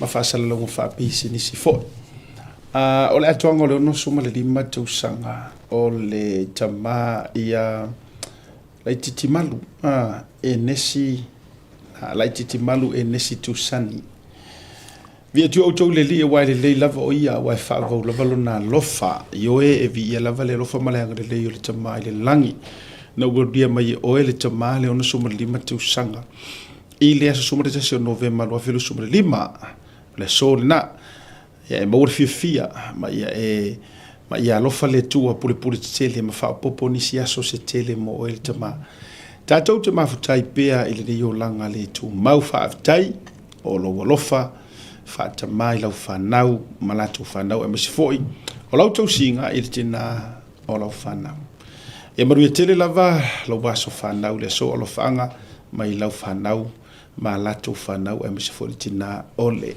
hinga ya fa popo ai ma fa nianga a tonga ole ono lima tusanga ole sunga ya laititi malu e nesi tusan ya le sita to wa so soifua ole luso testa usanga ole tangatale ole mirikiti ole sunga ya sila is it fame a James ia Sila James Famata o yo volo lo mambo o ye lai se mea automativa o le viinga e foi le tua ua au lia mai e o le tri pele lusu martasi nei o tu sanga famaru le tua ia te o le tri a o fe ngai ai o e mga luenga alo faanga mai o matua ainga i Samoa New Zealand ma Australia ia fa popo ai ma lo faanga ma famulianga mo lau soga sila ia manu i tele le atuanga lo lusu matasi tu sanga ile so ia tatou faasilisilanga o le posiva lea o toe faamadino atu mo tatou i au kilani nei posiva po le fiafia le aiga o anai tae o lii ma le tinā ia matauaina anai faafofoga mai suli ma feoi o aiga uō ma paolo foʻi ma gafa ia e tau o latou gafa i le fioga i le faalologa ia anai tae o lii mai matautu falelatai mai se foʻi o le tina matua po le faletua matauaina anae mai falevai falelatai ia o nisi o fioaga e aofiai faleasiʻu falealili i salani si umu falefā le pā ma sa le apaga mo tiatele sa tupaitea ma sa musu ia ma nisi o fioaga ua misi e iai le tatou posiva i le aso loso ma le lua November lo nuinga toe lua vai aso e na le Manhattan tuisa mau Dominion Road ma Roscoe aso loso ma le lua November i tāua i le tāo le ono i le afiafi o le whale tō sutala maua ma le tau mawhitanga sutala ia whaafisautai ia i la tau uma o lo tāua suafa i lunga o le tātou flyers lena ia vili ma whaafisautai i le tātou wha moe lea i le asolusu ma le lua o November e mawhai foi ona pre-book mai lau se lau mo o tō uma ia ona tāo filea ia i le tūlanga mo le aso ma le wha moe ia tasina nā tātou whaasisilanga i tāua ia wha moe le weekend foi asau nei nai sini au se tālia o tō uma sini au se tālia ma wale avanoa tātou te mafutai na i le where is our location? 47 Hobart Street, St. Mary's.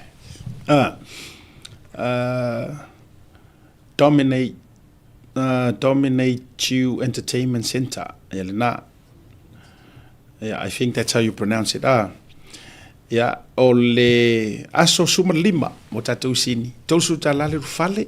O fi tatou raffle tickets ma tatou whailonga i manumalo ina i lea fiafi pei fo i o le matou wha moe me le pone ia whaafitai tele ai uma utoe fo i me le pone a mo tatou sini o le sfuru le tae au le available lai le tatou merchandise whaatau ina i le tatou tau taia e na mo o tau i sini le tau te whaaso e sa mai ma tau complain mai asia tau a fe e mai ei tatou tau taia e merchandise sini ia o le aso lea aso tona i vai aso fou le la sau nei ia o le a whaatau inai i le se furu le tau ina le nofonga le valea whaaso ma le fitu Hobart Street St. Mary's ia ina i le lata i Mount Druitt ia sua tua i le tae au ia o na whaatau nu ule o le tatou siva po le tatou fifia night i le tau le fitu i le pōanga i le vailuanga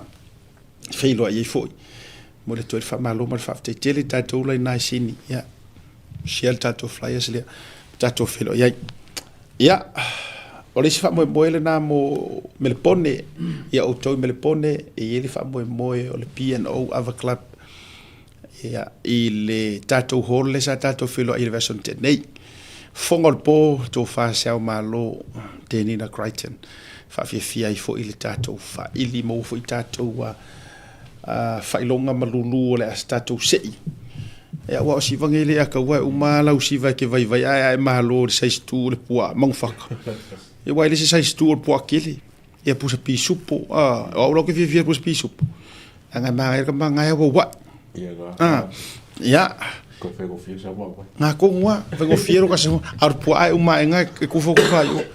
Ia, wana i ngā rol wha moi moi nā. Mere pone, ia, mōre tuai mara mā whaaftai. E mase fo ia te au nei, mara tina ole ainga. Ia tatou uma sa tatou whilo ai mere pone. Ia, nisi o ata nā wa watu ilunga. Hawhitai, o isi o ainga, o isi o fans lava a whilo ai ai foi.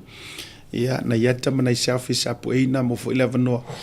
Ia fero ia tuaisi o mātou ainga i sa taua mawhale a lupo sa whaiaile aso whanau o le masanga. Tamaitai o na whanua mara tamaitai o longo mai. Ia o alo i whaasino i leuso ia seao masi o na tausi.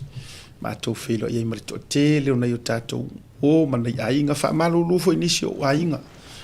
Ia o na na o le weekend e le mauni tātou taimia ufo ila o le mamao ia mai mau peo peo kako ufo i sa moe e le ako se fie kura ke kalai vai. Ia o le mesa matoro no fo inga ile no fo nga sa fa i me i Cranbourne A2 light drive ia. Ia ai ona ia tala vasata puina.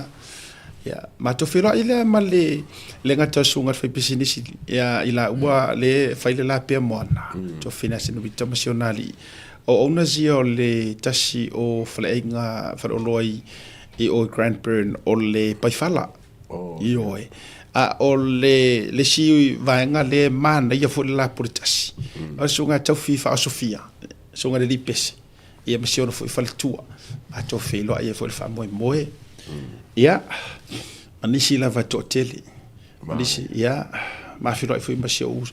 Le sunga fa fi au le fa so e lungo le tato poka la me fo ile ala so fitu poka la falenga. Ia. Ya o tlei maso lo nga vele tau au ko ma filo ia o ro ko songa. Ia, a me se ona fletua, ia, nisi o le to tele. Fira i foi mara fionga ia i le taulangi. Ia fionga le wafasuanga limi tole a foa. Tau tisisi la marka mikisi ia Rosi Hawks. Tama tuai o le manu Samoa. Taito fitu mara sifuru lima. Tole a foa brothers. Ma to fira i foi o. Ia ngata foi le sunga tunia ma le natu fale o loa. A le Kiwi Pacific Store. Ia tamiti o le Mount Fau, tamiti o le vaifanga loa. Ma loa tuai ngata fo ile tofine ia Sarah Masiona tautonga. Ia isa ako ma le latu fo i au onanga le Danavina. Ia le ngata ilea ia o si o sofa pele pele. A le sponsor le tatou, se tasi sponsor me Australia. Ia le sunga ia Mr. Falai. Ka kama fo ile nga kama wide ka pokalam. Ia ma le fionga ia tuala.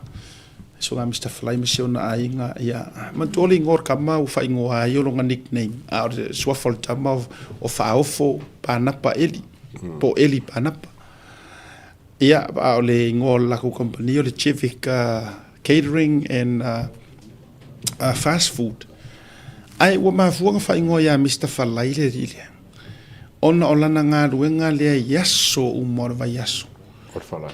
E fea ngai marifalai vevela. O ia sa o ile falupenga ave i tulou nei faia vavu isa iai. Por falar ia mare. E mu matai le afi. Mua kare. La sa vai e de ango gali ba ngai pis nga o ma. Tole le ai la. Poko. Ele ai polo kam. Ango vai nga ma pe kau ma fo e pe. Pe murga le ai so. E fia le di karo nga. Makapoko. Asi kau ele papa me vo nga ai papa me pisi o ka ai e mo alo ai muri pa me nga. Ya maritote le a matofira of taifa bishop falu te monsieur fatua ya wole fira monsieur usol fira fa muina ya me fatua ya rita i form leva lele ya maritote le lava ya ma filo i monsieur usofa pele tu i vasa Elvis Moli. Oh, yo ameska. La mo Moli mayona lo fa. Moli mayoro fa anga ole uso ya tu i vasa ya taile tu fo ia il fa malo longa se uso. Ya ko malosi al to inama fa solo malosi. Ya fo fika ya ka malo e umilong ka ko le vai waru. Pa waru ka e ka penga ya langa ako malonga ya. Mau arunga maru. E fiu loa ia murianga su ele mau ora el pingo. Farmai. Farmai la mo we. Ya olo mo wia le uso. Sa mau la mano mate. a feilo ai ai masi ia manisi ia le to tele o to sta tato feilo ai le fopo ia fa te yatu ia se si vai fa u le to Ie, mo. Kai ori sias. tato feilo ai le so tao to lunga tato proclame to te ia ele vanga fi officiel tato proclame fa mu ele tu te mo ni fi afi a seta mle ya to fa se fo